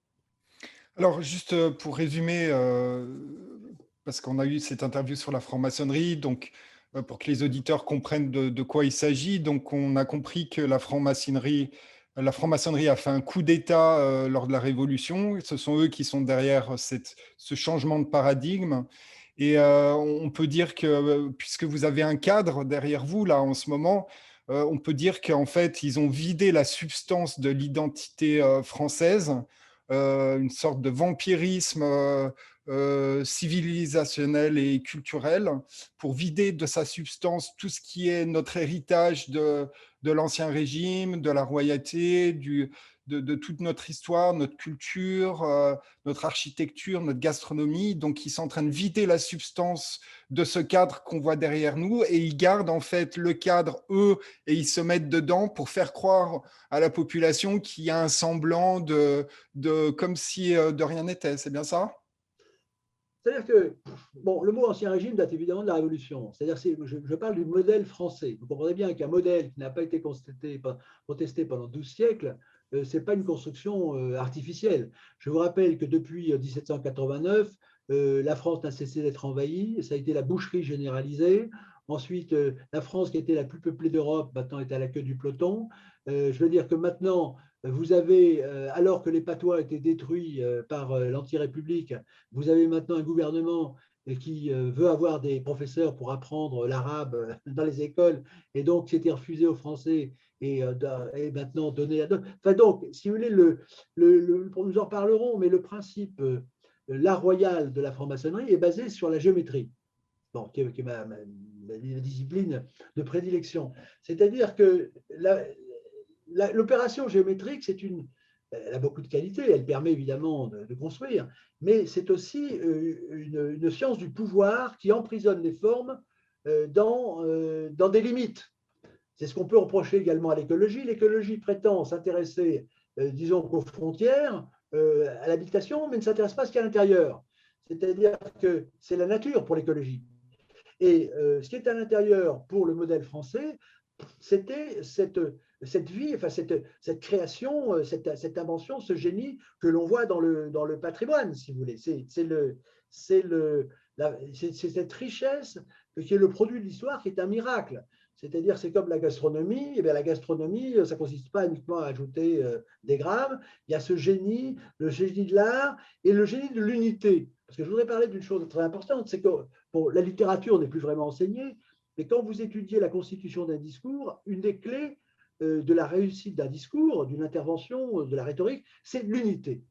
Et ce qui faisait le génie de la France, c'est justement cette variété qui est le contraire de la diversité. La variété, c'est la déclinaison d'un même principe. Si vous voulez, qu'est-ce qui fait, quel est le rapport qu'il peut y avoir entre le Pays basque, qui garde son identité, et par exemple les Alsaciens? Il est évident qu'ils sont très différents, mais l'esprit était le même, et l'esprit était découlé, comme la justice, du principe régalien de la royauté. Je vous rappelle que les principaux ministères s'appellent encore régaliens, c'est-à-dire que l'anti-république, vous l'avez dit de votre manière, n'est qu'une copie, qu'une grimace, qu'une contrefaçon qui s'empare, comme les anglo-saxons, le commerçant, le mauvais commerçant, qui s'empare du produit, mais ruine le producteur. C'est-à-dire que le commerçant, il prend des paquets, il les déplace, mais il ne s'intéresse pas en soi à ce qui est à l'intérieur. En revanche, le producteur, lui, veut donner de la qualité. Mais le commerçant, lui, c'est un manipulateur. Or, la franc-maçonnerie, c'est l'art de la manipulation, c'est l'art de la falsification, c'est l'art de la contrefaçon, c'est l'art du prise du pouvoir. Et c'est ça, et là, nous le suivons dans l'histoire de France, parce que nous voyons que la richesse a été créée jusqu'à la Révolution, et à partir de la Révolution, vous avez une dévitalisation des provinces, vous avez une perte de vie des provinces, et une perte générale, et la France, je vous dis, passe à la queue du peloton. C'est quand même extraordinaire, nous sommes maintenant en 1922, et bien jusqu'en 1918, avant la trahison de quelqu'un comme Clémenceau, le français dominait le monde, et dominait non pas par la force, c'est Napoléon qui a commencé à créer des problèmes. Bon, je ne dis pas que Louis XIV n'avait pas des armées, mais la France rayonnait par son art, par la richesse de ce que la France apportait au monde. Vous voyez, bon, tandis que, effectivement, maintenant, c'est l'anglais qui domine, et nous avons un dit président de la République qui n'est même pas capable, après son petit détour rusé à l'Académie française, de demander que le français redevienne la langue commune de l'Europe. C'est toujours l'anglais. Je vous rappelle qu'à la Cour des comptes européenne, c'est encore l'anglais qui prévaut. Donc c'est inimaginable. Donc on voit que, je vous dis, je reprends cette phrase de la Révolution, le peuple français n'a qu'un seul ennemi, c'est son gouvernement. C'est très difficile à admettre, mais nous l'avons vu récemment. C'est-à-dire que nous sommes dirigés par nos ennemis. Et alors là, c'est encore plus visible puisque Emmanuel Macron débarque d'Angleterre, c'est-à-dire la perfide Albion. Donc, on ne peut pas être plus clair. Donc, ce sont nos ennemis qui nous envoient le Gauleiter qui nous domine et qui nous détruit. Bon, c'est quand même inimaginable. Et c'est fait systématiquement, gentiment, si je veux dire entre guillemets, et c'est un système de prédateurs. Alors, donc je vous ai parlé, quand même, il faut bien savoir que nous avons une structure physique et nous avons un double symbolique. Et le double symbolique, c'est capital, c'est ce qui crée notre identité, c'est ce qui manifeste notre identité française, mais l'identité française, je vous le dis, elle admet qu'il y a des identités au-dessous. La République, l'anti-république, n'admet pas l'identité, c'est-à-dire qu'elle ne veut que des esclaves. C'est pour ça que la nation a été inventée au XVIIIe siècle pour remplacer le roi, parce qu'il y avait un serment qui était prêté. D'abord, c'est au roi, à la loi, et au roi, à la loi, à la nation. Et puis finalement, le roi disparaît et il ne reste plus que la nation et la loi. Mais la nation, c'est la carte d'identité. C'est-à-dire que nous avons parlé d'identité. Qu'est-ce que c'est que pour la dite République, l'identité? Eh bien, c'est un système de fichage. La carte d'identité n'existait pas autrefois. C'est un fichage qui permet de vous identifier, carte d'identité, identification et domination. C'est un système de pouvoir, la carte d'identité. Mais on ne veut pas, on ne prend compte de rien. Alors, qu'est-ce qui est absurde? Vous prenez, alors, il y a le mot race qui maintenant, vous voyez, j'ai dit, le mot race, le mot nation, c'est la même chose. Et tout ça, c'est un rapport avec le lignage. C'est-à-dire que qu'est-ce que c'est qu'une nation?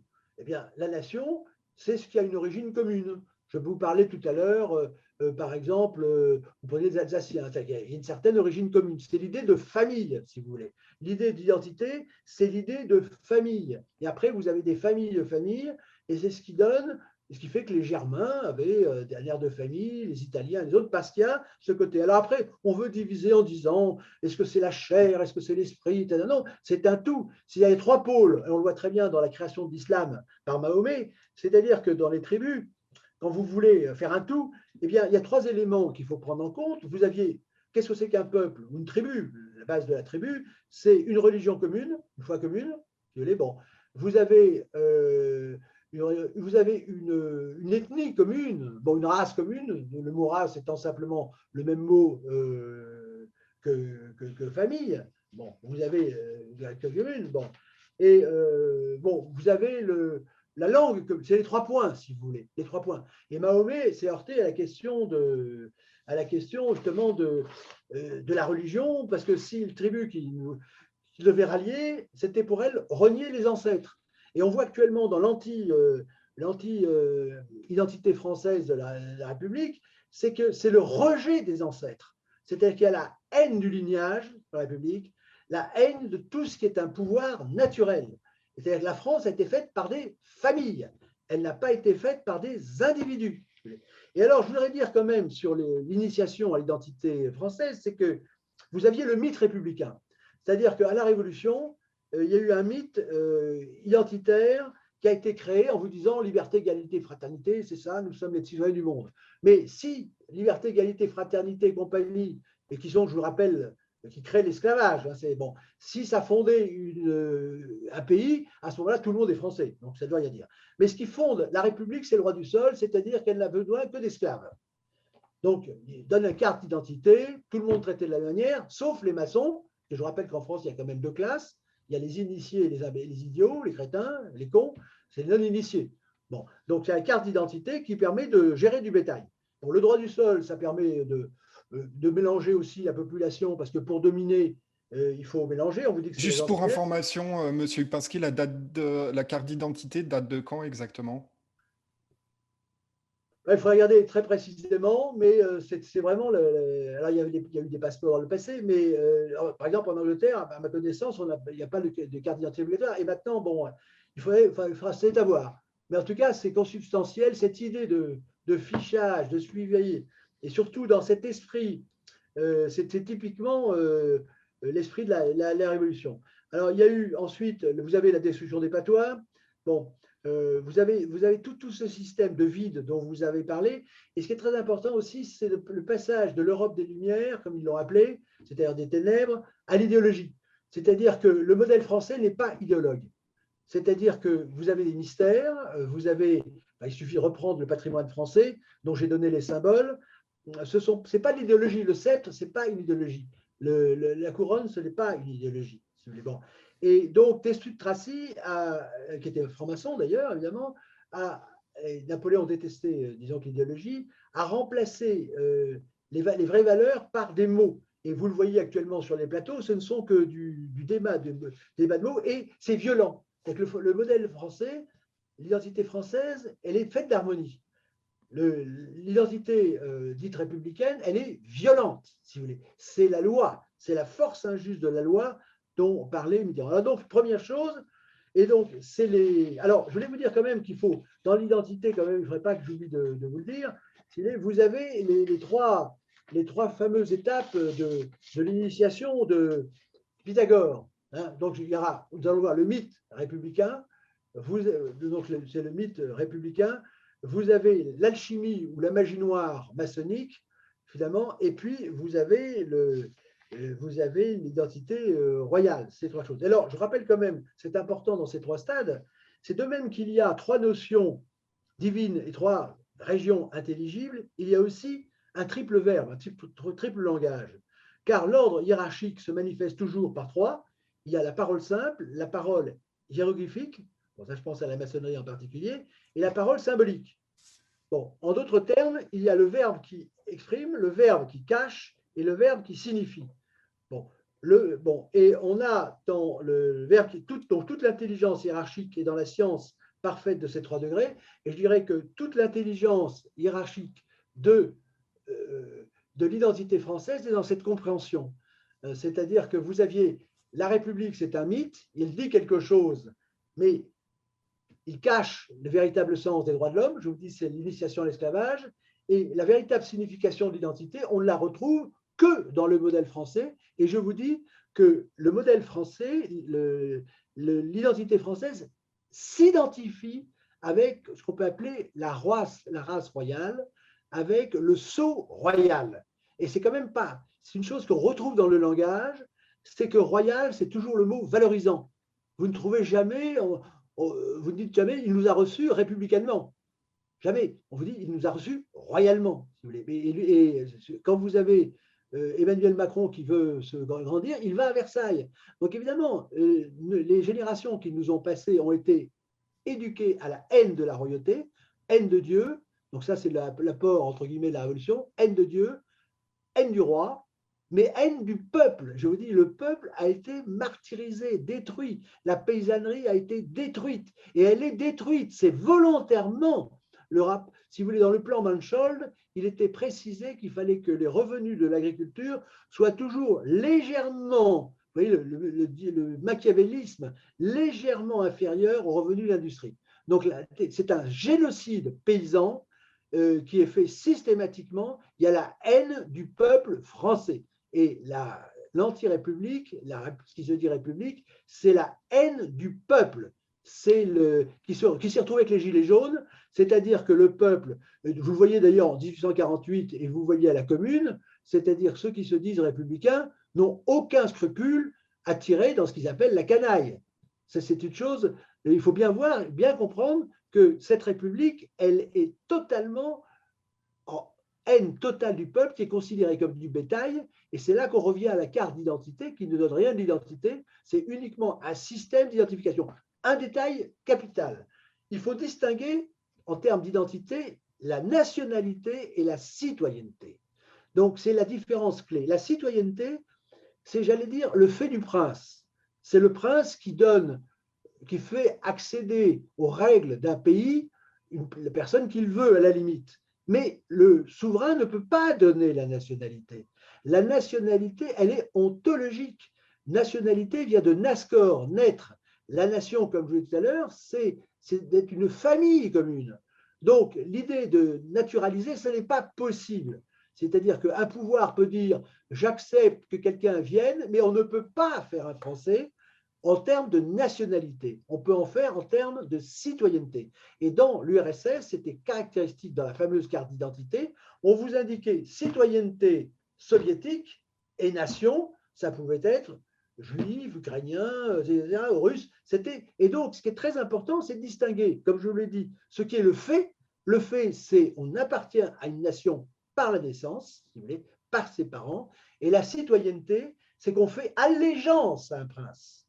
Vous voyez. Et Mazarin, par exemple, avait fait allégeance, mais il était de nationalité italienne.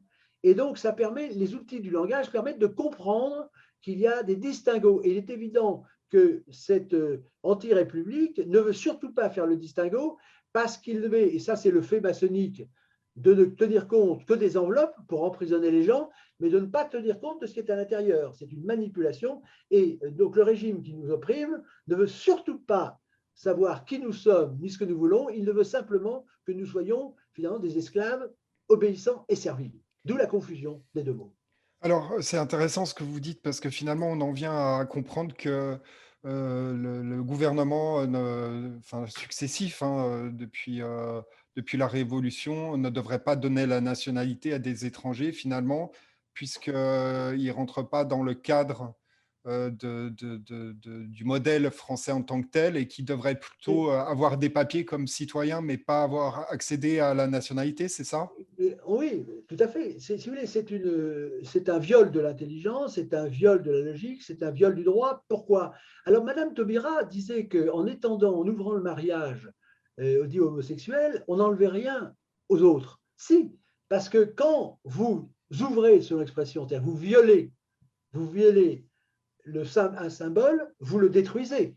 C'est-à-dire que ouvrir la propreté à la saleté, eh bien, ça ne conserve pas la saleté. Ouvrir la lumière à l'ombre, ben, c'est éteindre la lumière. Bon, et donc, si vous voulez, la posture du langage, c'est effectivement de donner aux mots un sens qu'ils n'en ont pas. Et c'est pour ça que j'avais saisi l'Académie française sur le prétendu mariage homosexuel, c'était que en disant que le mot mariage a un sens, c'est évidemment lié à un homme et une femme, et que le prince, entre guillemets, peut faire ce qu'il veut. Il peut créer des associations, mais il n'avait pas le droit d'utiliser le mot mariage.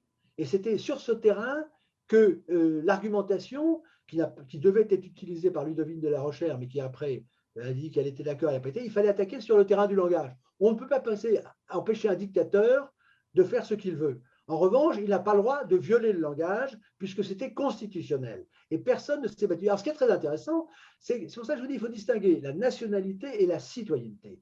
La nationalité, c'est du réel. La citoyenneté, c'est ce qu'on appelle le droit positif, c'est la volonté du dictateur.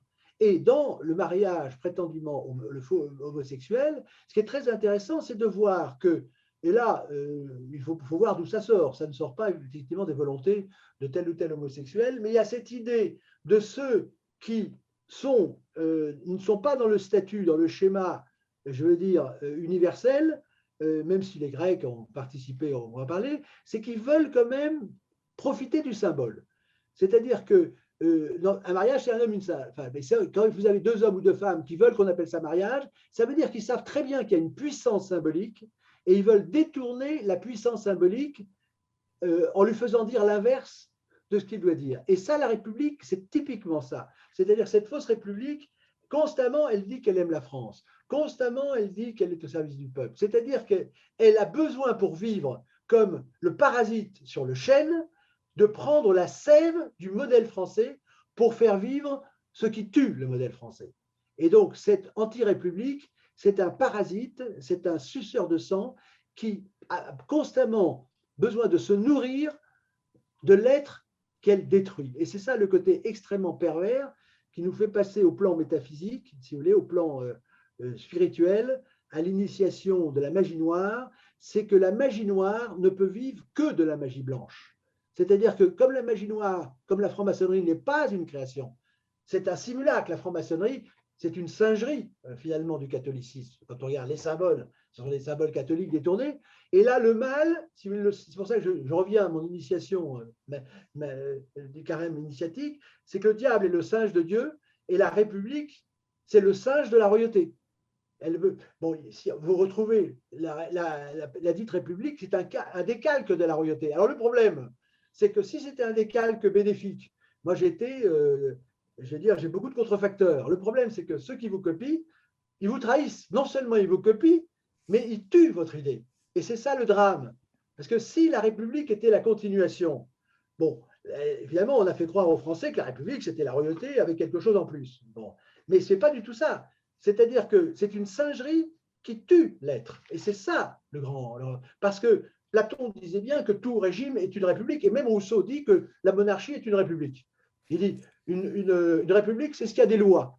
Et donc, si la grande mystification, la grande tromperie de cette république qui a un langage à l'envers, c'est qu'elle nous fait croire qu'elle fait mieux alors qu'elle nous tue. Et d'ailleurs, maintenant, les Français commencent à le sentir, parce qu'ils sont, vous l'avez dit au début, ils sont de plus en plus faibles, et c'est ce que certains appellent le déclin, mais ce n'est pas un déclin, c'est une agonie. C'est-à-dire que quand vous coupez un cœur en deux, le cœur en deux ne peut plus battre.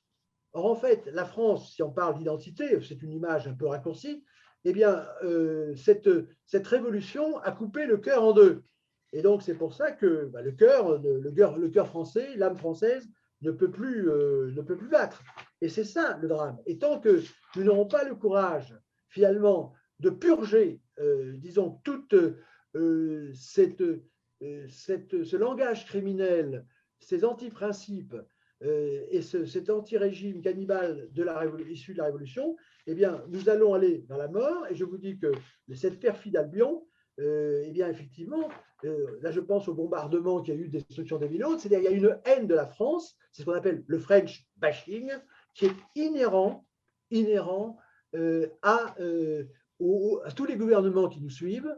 Il y a eu un aveu d'ailleurs de François Mitterrand qu'il a avoué, nous sommes en guerre avec les États-Unis. Enfin, mais ceux qui peuvent gouverner, il y avait un très bon film hier d'ailleurs sur l'Inde, la partition de l'Inde. On voit très très bien que le gouvernement britannique est un gouvernement qui a bien mérité son régime pervers, et c'est-à-dire que tous les moyens sont bons pour accroître ce pouvoir sans cesse, voilà, ce pouvoir qui a pris la forme chez nous de cette franc-maçonnerie qui, je veux dire, en nous prenant l'égalité, elle se réserve d'être effectivement, de nous gouverner en étant les initiés et en nous traitant, osons le mot, indéfiniment que comme des cons. Alors, juste pour préciser, donc suite aux interviews que vous avez faites et à la démonstration que vous avez faite, donc la France est entre les mains d'une secte. Cette secte s'appelle la franc-maçonnerie. Elle a pris le pouvoir en 1789. Elle a complètement inversé les valeurs, le langage. Et elle a une haine profonde pour le peuple. Elle a une haine profonde pour la royauté. Et elle a une haine profonde de Dieu. Donc, où va-t-on sur ces fondements? Quelles sont les issues que vous voyez? Il y a une autre chose que j'aimerais revenir en arrière sur, en fait, cette franc-maçonnerie qui a organisé la destruction du monde rural. Les villages se sont complètement vidés, les postes ont été fermés, donc on voit bien qu'il y avait une stratégie derrière tout ça. En parallèle, j'aimerais faire une petite aparté sur ce qu'a dit Jacques Attali sur le phénomène américain des fast-food, c'est-à-dire qu'il a expliqué qu'en fait c'était volontaire pour que les familles ne puissent plus se retrouver à table, parce que c'est justement à table qu'il y a cette discussion, cet échange, ce noyau familial, et qu'ils ont cherché à faire voler en éclats. Et c'est un petit peu ce qui est en train de se passer en France, c'est-à-dire que bon, le fast-food, c'est pas nouveau, ça existe depuis déjà un moment, mais on voit qu'il y a des changements de consommation et la gastronomie n'est plus aussi mise en valeur qu'avant. Qu'est-ce que vous pensez de ça? Alors, je crois qu'il ne faut pas se perdre dans les détails, si vous voulez. Je pense, moi je vois, puisque ça fait quand même des décennies que j'ai alerté en commençant, non pas par les fast-foods, mais je vais dire par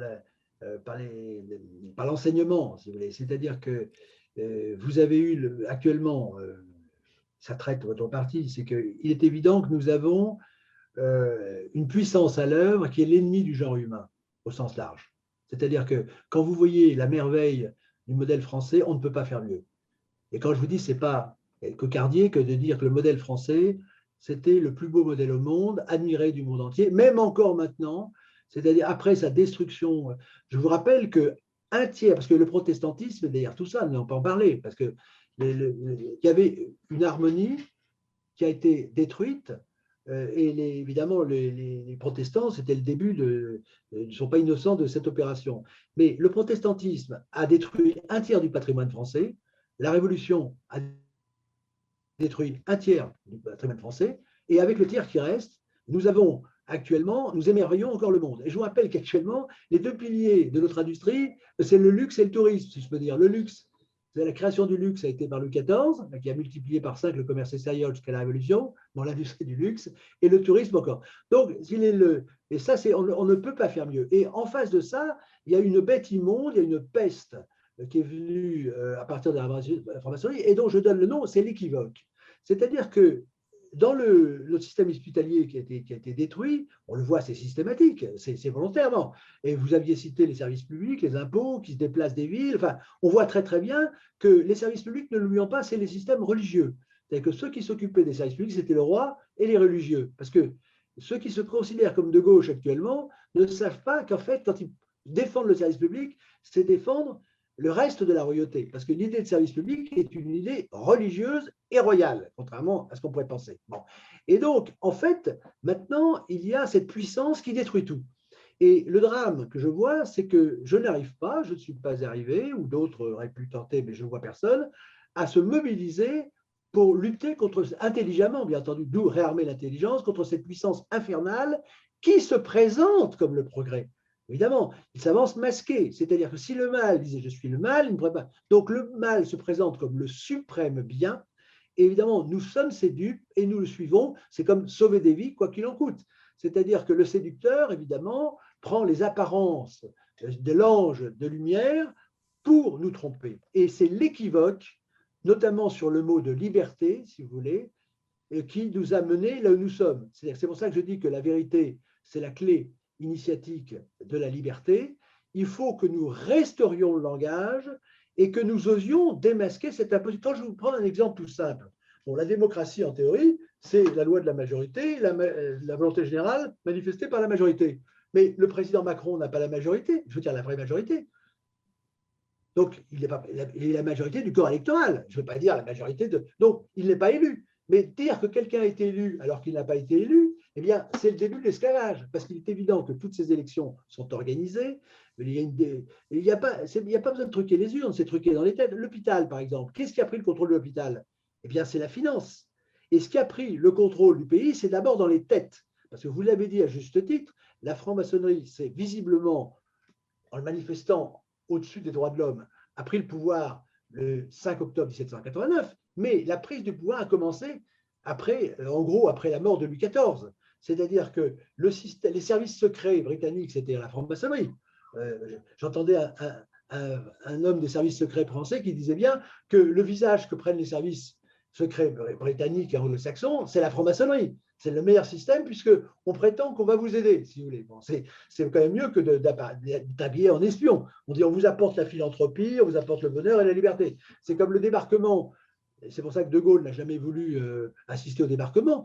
Le débarquement, le 6 juin 1944, sur les cartes anglaises, il est marqué invasion, invasion.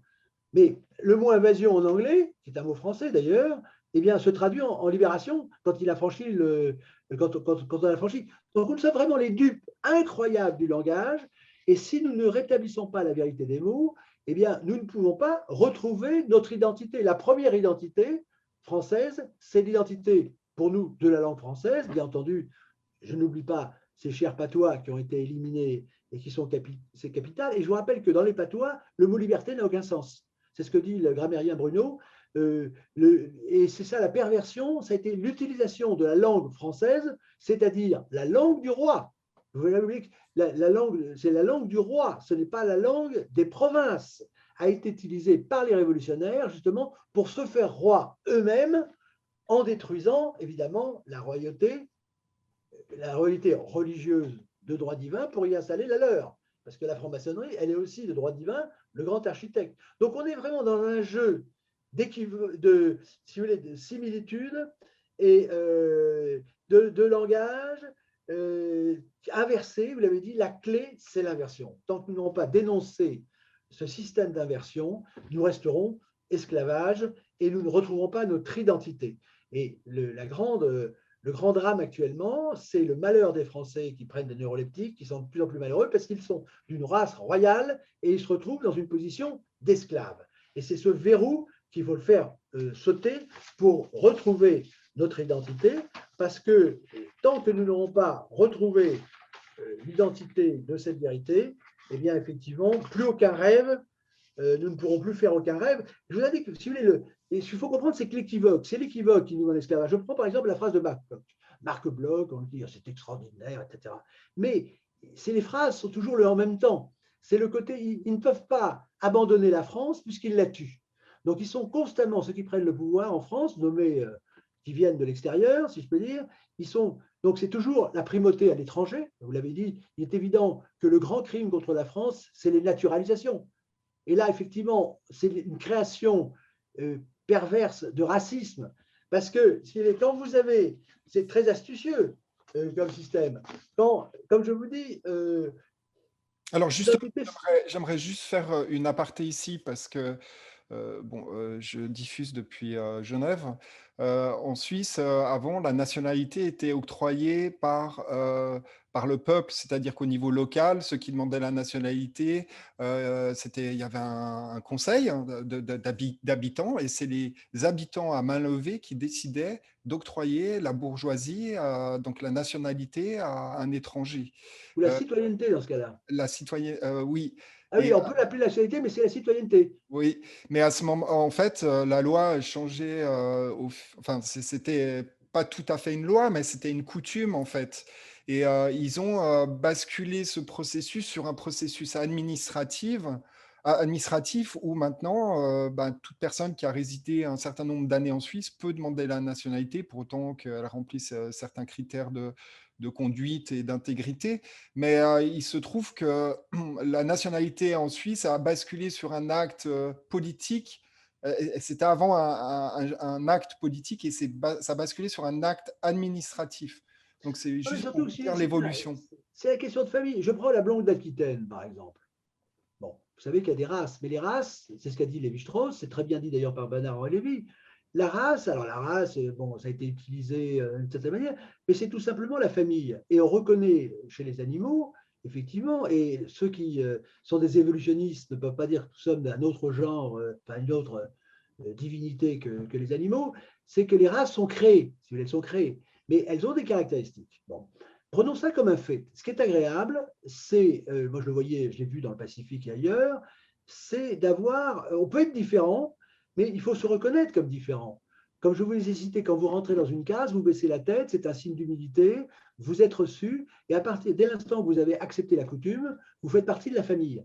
Mais vous faites de la famille, non pas comme quelqu'un d'identique, mais vous êtes reconnu pour ce que vous êtes. Et le respect de l'autre, c'est justement de reconnaître qu'il est l'autre. Mais traiter tout le monde de la même manière, ça ne crée que des antagonismes, parce que traiter à égalité ce qui est différent, si vous voulez, ça crée effectivement ces tensions qui sont appelées avec les mots en isme. Et donc, le grand problème qui se pose, De Gaulle l'avait bien dit, c'est quand il disait qu'il fallait pas.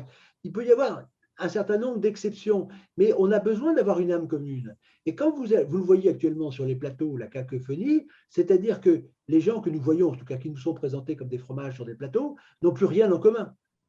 Et ce qui est grave, c'est que non seulement ils n'ont rien en commun, alors on met ça sur le blanc du droit, avoir les mêmes droits au logement, mais c'est pas ça, être une nation, c'est pas ça, être un peuple, c'est communier, avoir une âme commune, c'est danser ensemble, fêter ensemble. Il y avait un très beau symbole, s'il est de l'identité française du temps de la royauté. Il faut voir le bonheur des Français, de ceux qui habitaient donc la France, parce que les Français, c'était ceux qui habitaient la France, Bretons et autres, lorsqu'il y avait la naissance d'un dauphin.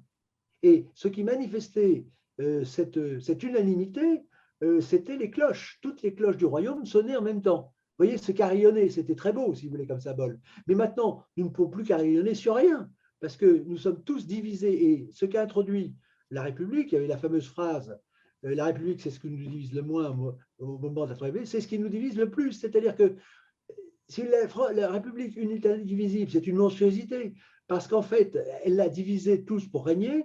Et ce qui est important, c'est de reconnaître justement ces nations. C'est pour ça qu'il faut, le salut, c'est de se retrouver son identité bretonne, et les identités portent des richesses et ne divisent pas. Parce que quand vous vous retrouvez à plusieurs, on parle actuellement maintenant d'intelligence collective, etc. Non, c'est ce qui crée la richesse, c'est effectivement disons que ces nations qui ont des valeurs communes et qui produisent des génies, si vous voulez. On voit dans la famille, le principe c'est la famille, vous aviez les familles de musiciens, les familles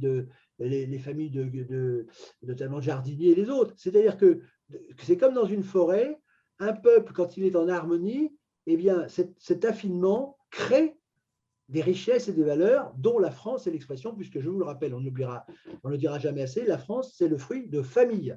C'est sur des générations que vous avez les familles qui produisent des races paysannes d'une qualité extraordinaire, si on prend l'expression, mais vous avez, des races de guerriers au sens de lignées de guerriers, vous avez des lignées de musiciens, et c'est ça qui fait, c'est pas de décréter, si vous voulez, que tout le monde passera par l'école, parce qu'on n'a pas parlé de l'école, mais l'école est un système d'abêtissement, nous le voyons maintenant, parce que l'école faisait des fonctionnaires, et c'est pour ça qu'il y a l'école. Mais le but, on disait qu'il y avait des analphabètes, mais les paysans étaient bien plus savants que les alphabets actuellement. Et donc, c'était cette idée, on a perdu le sens des choses, des vraies valeurs. Les vraies valeurs, ce n'est pas de savoir lire et écrire, c'est de comprendre, de savoir ce que l'on fait.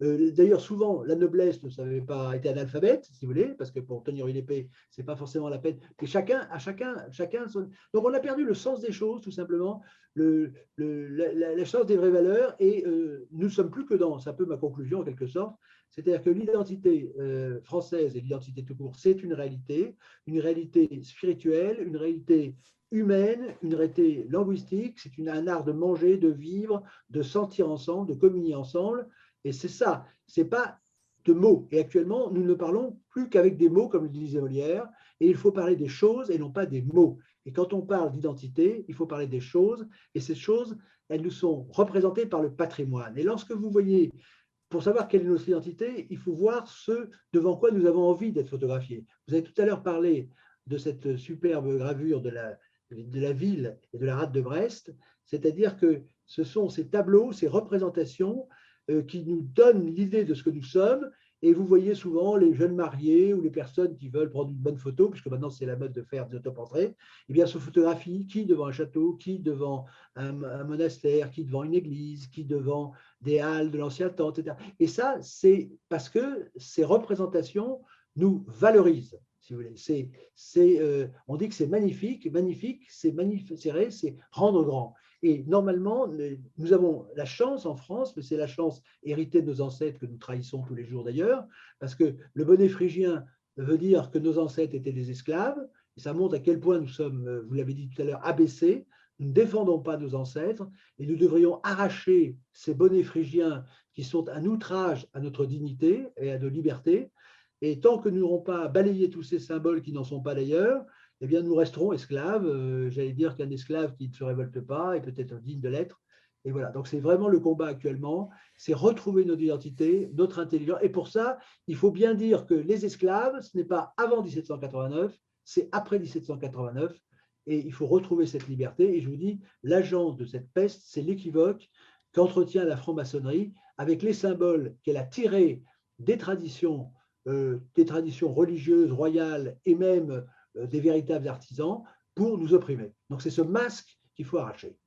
Alors, juste deux petites dernières questions rapides qui un petit peu qui découlent de tout ce qu'on a parlé aujourd'hui dans cette interview très intéressante sur qu'est-ce que l'identité française. Étant donné que la franc-maçonnerie a donc fait un hold-up, donc la franc-maçonnerie qui est le clergé de la République, un clergé caché qui contrôle tout, toute l'administration, le fonctionnement de l'État et le système de gouvernance. Comment déjà, on va pouvoir plaquer contre un mur cette secte, et deux, est-ce que vous pensez qu'on peut rebasculer sur un système royal comme on l'avait avant sur le vrai modèle français? Et si c'est possible, comment vous le verriez? On ne peut pas tout faire à la fois. C'est-à-dire que vous dites placer devant un mur, j'enlève cette question de mur parce que vous êtes un maçon devant un mur. Je sais que c'est au pied du mur qu'on voit le maçon. Mais enfin, bon, bref, bon, je n'adhérerai pas à cette formule.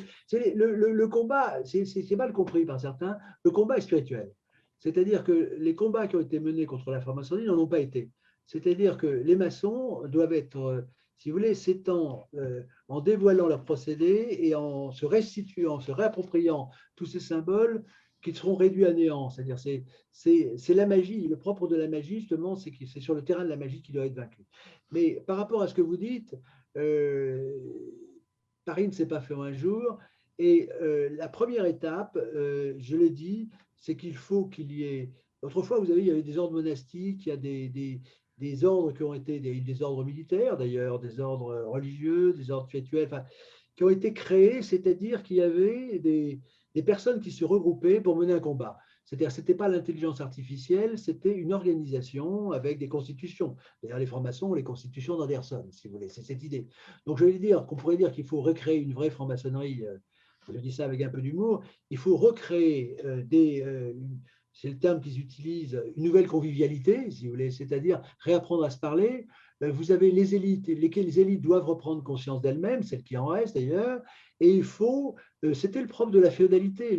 Le système féodal était un système pyramidal qui permettait justement justement de créer cette richesse, cette société d'entraide et basée sur la parole et non pas sur l'écrit.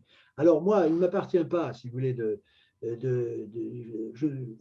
le papier, il est assez facile de recréer, mais la première chose, c'est de prendre conscience du fait que ce qui nous est présenté comme un progrès est en fait une régression, ce qui nous est présenté comme une république, c'est une anti-république, ce qui nous est présenté comme des valeurs, ce sont les anti-valeurs, et si nous mourrons justement en nous étouffant en prenant ces médicaments qui sont des poisons, si vous voulez. C'est-à-dire que on voit que la société régresse. Je vous dis une image très simple. Autrefois, les gens vivaient. Maintenant, ils regardent à la télévision, c'est un peu ce que nous faisons d'un certain côté, comment les autres vivent.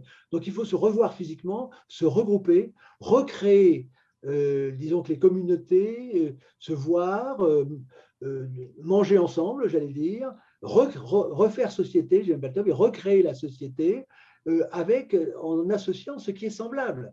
Je vois dans telle ville que je connais, eh bien, il faut que plus personne ne se voit parce qu'effectivement, ce qui est appelé la modernité, le machinisme, a détruit les éléments de solidarité, puisque ce sont les machines qui prennent notre place.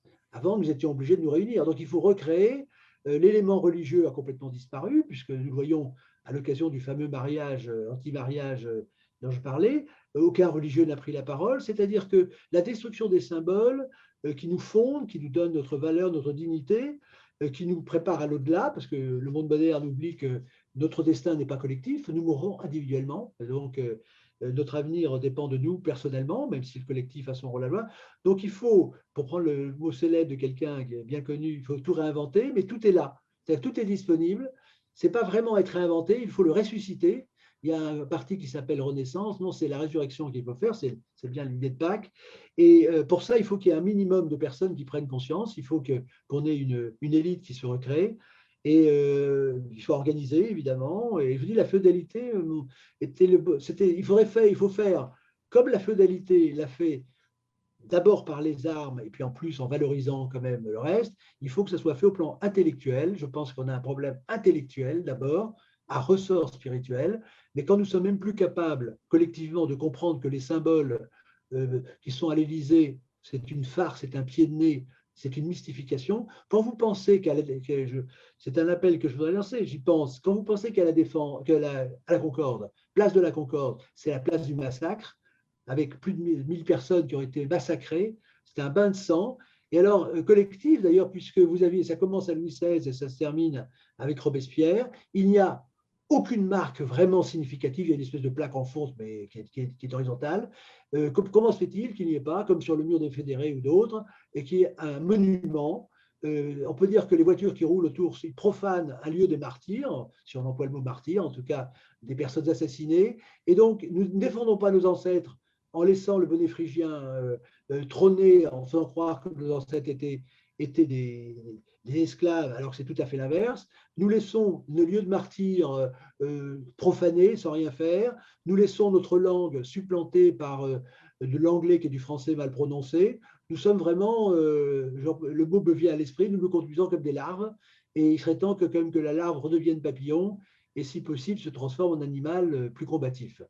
Voilà. Donc c'est français, la Furia française, on ne sait pas où elle est passée, elle était sur les champs de bataille, mais là sur les champs de bataille intellectuels, il n'y a pas. Alors je termine en disant, il faut retrouver notre identité, d'abord personnelle, avant française, dans notre intelligence, dans notre famille, dans notre village, dans nos villages, dans nos provinces. Il faut restaurer les mots de province, il faut retrouver nos histoires locales. Quand j'étais commercial, je voyais les annuaires téléphoniques qui racontaient l'histoire des provinces, et ça terminait toujours par l'histoire de la province s'arrête à la Révolution. Il faut retrouver notre histoire. C'est pas le roman national. Il faut retrouver notre histoire tout court. Et notre identité, bien entendu, française, qui, je le rappelle, c'est une race royale. C'est ce qui fait que, disons que le peuple français a un devoir supérieur et a une dignité d'excellence, dont elle doit évidemment faire le meilleur usage. Et donc, en l'absence de l'identité française, mais l'identité religieuse, l'identité intellectuelle, tous les autres rêves s'effondrent et sont réduits en cendres. Donc, hors de l'identité française en particulier, pas de salut. Alors Arnaud Ipolsky, dernière question par rapport à ce qu'on vient de parler, finalement, que vous parliez de combat spirituel, l'identité est indissociable d'une forme de spiritualité. Euh, Est-ce que vous pensez vraiment qu'on peut rétablir le modèle français sans une forme de spiritualité rénovée sur les fondements de la religion catholique, la chrétienté?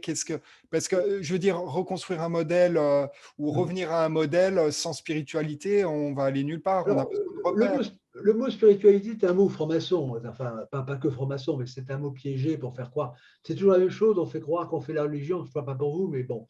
Mais déjà Chateaubriand disait que si le christianisme, si on laisse le christianisme s'éteindre, c'est l'islam qui triomphera. Vous voyez, Chateaubriand, 2 siècles.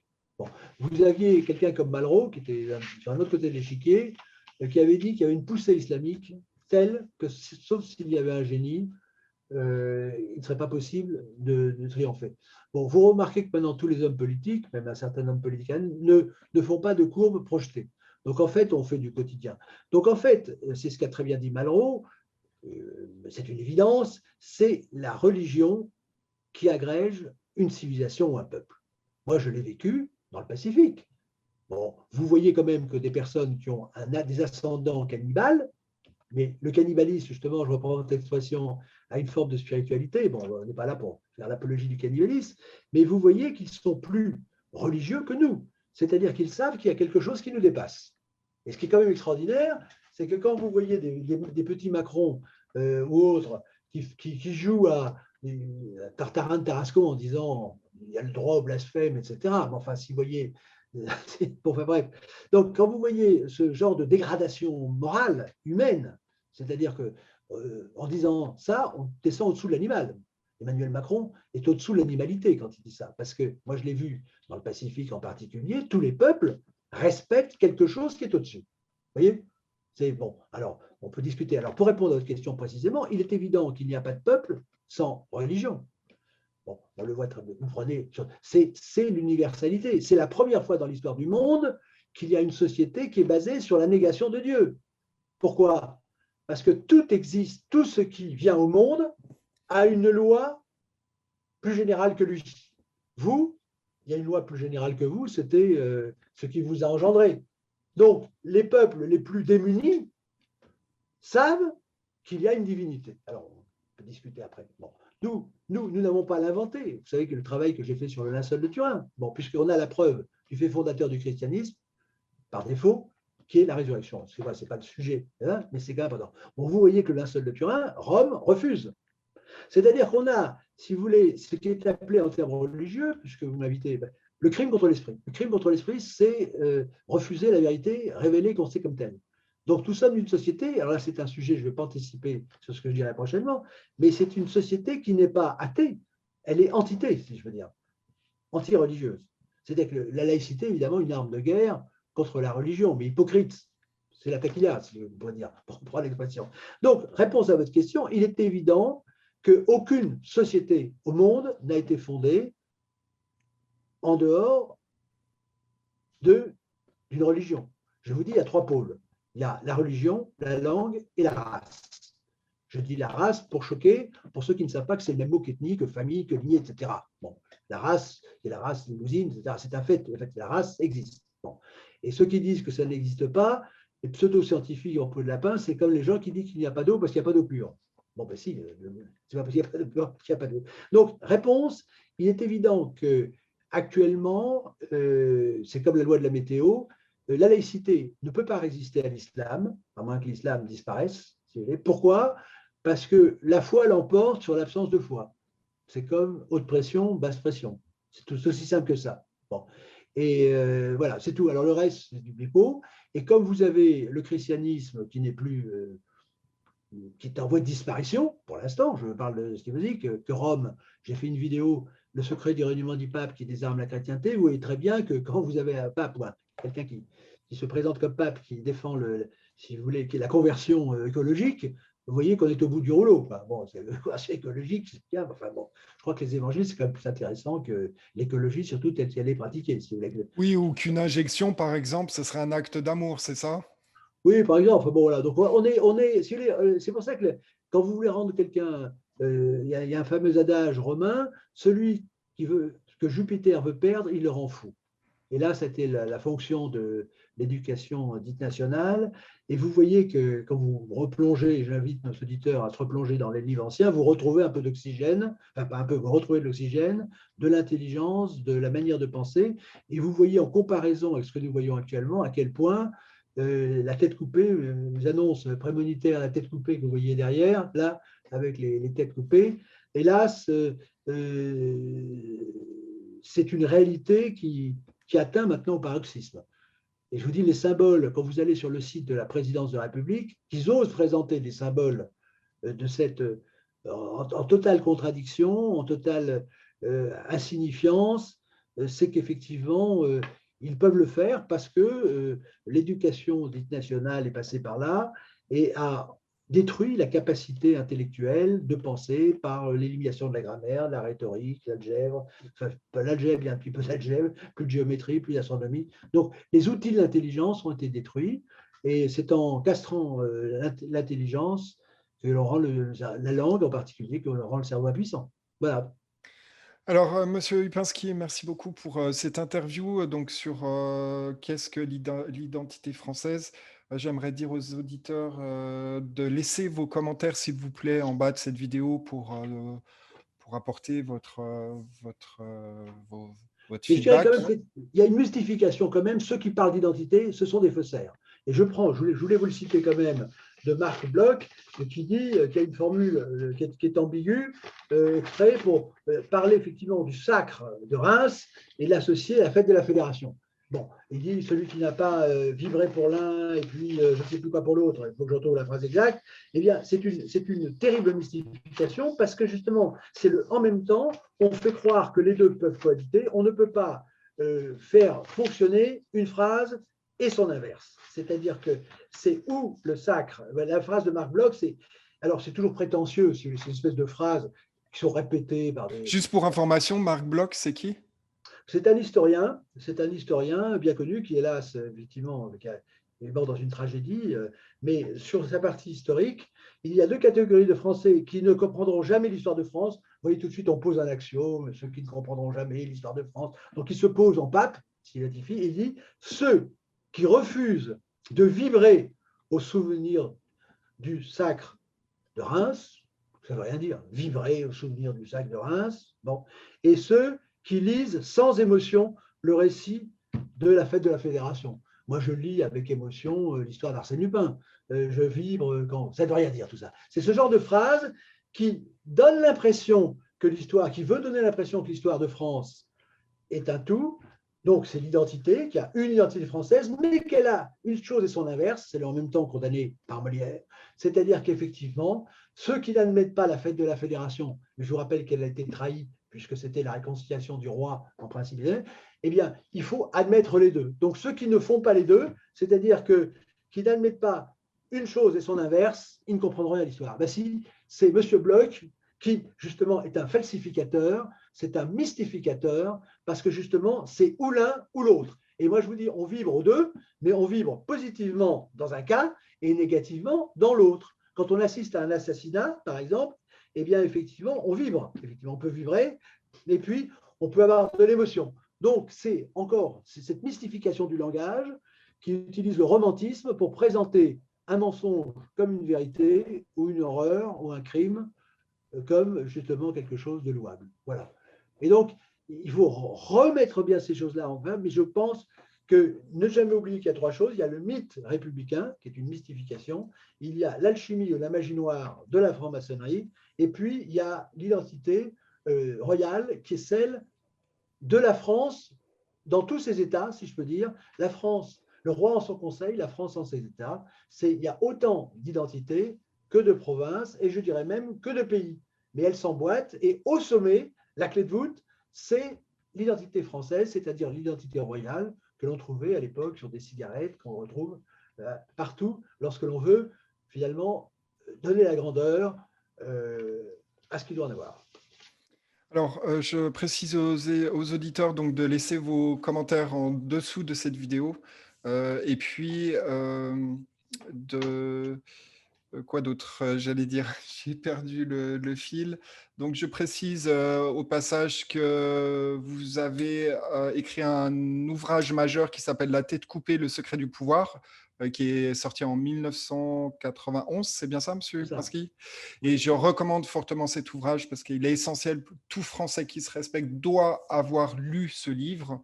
Alors, il est pas si bon marché que ça parce que je crois qu'il fait 47 euros, mais ça vaut vraiment le coup parce qu'on a du costaud dans ce livre et vous ne serez pas déçus. Donc, vous pouvez l'acheter sur bod.fr, bod.fr. Vous tapez Arnaud Upinski, vous aurez la liste de tous les livres et vous choisissez La tête coupée, le secret du pouvoir. Et vous verrez que c'est un livre vraiment fantastique qui explique en fait beaucoup de choses sur des éléments qui ont été mentionnés dans cette interview, le nominalisme, l'inversion du langage, c'est tout des choses qu'il faut vraiment savoir parce que c'est Et puis le c'est- sens de l'histoire. voilà. Parce que bon, vous parlez je veux dire, de financier. Bon, certaines personnes m'ont dit que j'en dis trop, si vous voulez, je dis trop dans les vidéos, ce qui détournerait, disait-il, cette personne, de lire mes livres. Bon, ce n'est pas la même chose. C'est-à-dire qu'effectivement, dans l'expression orale, il y a un certain nombre de choses qui passent, mais la grande référence de la réflexion, c'est l'écrit. Il faut lire, il faut noter, il faut relire, il faut réfléchir. Et notre civilisation, évidemment, c'est une civilisation du verbe, de la parole, mais c'est une civilisation du livre. C'est-à-dire que c'est par la réflexion des lectures que l'on arrive à progresser. Et le drame actuellement des vidéos en général, c'est que ça rentre par une oreille, ça sort par l'autre, il y a trop de choses, il faut à la limite réécouter les choses, et c'est un travail, parce qu'effectivement, maintenant, on nous fait croire que l'opinion, tout le monde parle l'opinion. Non, non, c'est un travail, je dirais même que la pensée, c'est un travail de chien, si vous voulez, ça travaille à jet continu, et c'est la perte, la paresse, l'oubli et la perte des disciplines, on appelait ça les disciplines, qui fait que nous en sommes là où nous en sommes, et j'invite ceux qui s'y intéressent, effectivement, à rejoindre le combat que j'ai annoncé, il faut absolument recréer un ordre intellectuel à ressort spirituel, parce que donc pour retrouver cette identité et pour se retrouver soi-même, parce que dans la lecture d'un livre, on se retrouve. Alors, Voilà. je précise aussi que vous avez un blog qui s'appelle Réarmer l'intelligence. Vous pouvez y accéder en tapant upinski.work, W-O-R-K. Donc, vous pouvez avoir accès à un certain nombre de documents et de vidéos. Donc, j'invite les auditeurs aussi à consulter votre blog. Et puis, j'invite aussi les auditeurs, puisque c'est un interview qui était assez long, mais super intéressant, à donner votre feedback sur cette interview travers en nous écrivant à info@franceliberté.tv, qu'on ait une idée un petit peu plus précise sur ce que vous pensez de cette interview, des points que vous avez aimés, ce que vous avez trouvé un petit peu ambigu, mais pour qu'on puisse Et compléter ce que vous sur les êtes prêt prochaines à rencontres. faire, comment? Parce que le drame de notre époque, c'est que plus personne ne s'engage. Mm. Il Voilà, faut. donc on mobilise les auditeurs. Et donc, est-ce que vous avez une idée d'interview prochainement ou de sujet que vous voulez aborder, Monsieur Upinski? Ben, il faut digérer déjà. D'accord, donc on est en mode digestion avec les Non, mais auditeurs. je vais continuer. Je continue. Bon, si vous voulez vous aborder un sujet général, que certains appelleraient stratégie, c'est je continue le carême initiatique. Je devais en faire 8, j'en suis à 9C, mais il faut aller lentement. Et le drame auquel j'assiste depuis des décennies, j'espérais dès 1977, lorsque j'ai écrit 2 plus 2 égale 5, de nouvelles mathématiques pour une nouvelle société, qui annonçait d'ailleurs ce qui s'est passé, la prise de contrôle par la finance de la médecine et autres, c'est que quand même il y aurait une prise de conscience, comme disait le Parti communiste, un engagement, et qu'on pourrait arrêter cette destruction qui est un génocide spirituel et physique. Et je vois que chacun, enfin, c'est extrêmement difficile de réarmer l'intelligence, de se réarmer tout court, de se mettre en ligne de bataille. D'abord parce que c'est difficile, et puis la destruction va plus vite. C'est l'histoire du disque dur qui s'écrase plus vite que la reconstitution, et la démolition avance plus vite que la reconstruction. Donc voilà, donc je pense que les bonnes volontés, c'est mon préoccupation actuellement. Comment arriver à monter si vous voulez, un mouvement, un ordre, une armée, entre guillemets, une armée au sens intellectuel, voire politique du terme, pour déjà exister. Parce que nous n'existons pas. Vous avez l'axe du mal, mais il n'y a pas l'axe du bien. Il y a du blablabla, blablabla, blablabla, blablabla. Mais je vous dis par exemple, quand vous voyez à la Chambre, il n'y a personne. Les intellectuels, je suis désolé de le dire, sont en peau de lapin. Je ne vois pas vraiment de pensée structurée. Tous collaborent d'une manière ou d'une autre, quand on voit de très près. Et donc, il faut avoir. Il faudrait que la vérité t'apporte. Il y a des tas de choses à faire, mais bon, enfin, en tout cas, c'est ma préoccupation. Et l'idée, c'est qu'il ne faut pas tomber dans la concupiscence de l'intelligence, comme on l'appelle autrefois, dire bon, c'est intéressant, tiens, qu'est-ce qu'il y aura après? Enfin, c'est un peu ce que vous dites, mais je le dis gentiment. Mais il faut construire, et si on n'a pas consolidé, là je prends le terme maçonnique, si le ciment, si les pierres ne sont pas prises dans le ciment, on ne peut pas passer à l'étage supérieur. Et moi, j'aimerais bien avoir des retours. J'en ai quand même, heureusement, mais non seulement c'est bien, mais j'ai envie d'agir et j'ai envie de m'engager. Et là, il y a de quoi faire dans tous les domaines. Comme dans toute armée, il faut tous les talents, il faut des moyens. Et moi, je vois qu'il y a des talents, des moyens qui sont donnés, je pense à Versailles, notamment pour le remeublement de Versailles. Et puisque je me suis battu pour Versailles et je continue, je suis favorable. Mais ce qu'il faut, c'est remeubler l'esprit maintenant. Il faut réarmer. Et le Versailles, quand même, maintenant, est en bonne position. Mais c'est la France qu'il faut sauver et non plus uniquement le château de Versailles. Et je vois que cette conscience du fait que, je prends les églises, si quelqu'un veut protéger, il y a des églises qui flambent, si quelqu'un est intéressé, il y a un plan pour sauver les églises, je suis prêt à dire ce qu'il faut faire, mais il faut des bras, il faut des bonnes volontés, je suis étonné du manque d'initiative actuellement, tout le monde à la télévision regardant quel est le feuilleton qui va nous amener le drame suivant. Je prends l'eau, car il n'y a rien, bon, enfin c'est le désert, voilà. Alors, on appelle les auditeurs à envoyer vos idées à info. Et je vous remercie en tout cas. Je remercie Je vous en prie. de ce Euh, que vous faites. donc, cet appel aux auditeurs d'envoyer vos commentaires et vos idées et votre possible engagement dans le réarmement de l'intelligence. Je ferai suivre vos emails à Arnaud Upinski. Vous pouvez nous écrire à info@franceliberté.tv. Parce qu'évidemment, il y a la partie théorique, mais il y a la partie pratique pour passer à l'action, pour réarmer l'intelligence et restaurer ce beau pays qui est la France. Merci Il beaucoup, retrouve son identité. Voilà, merci beaucoup. merci Merci à beaucoup, France Liberté. Pascal.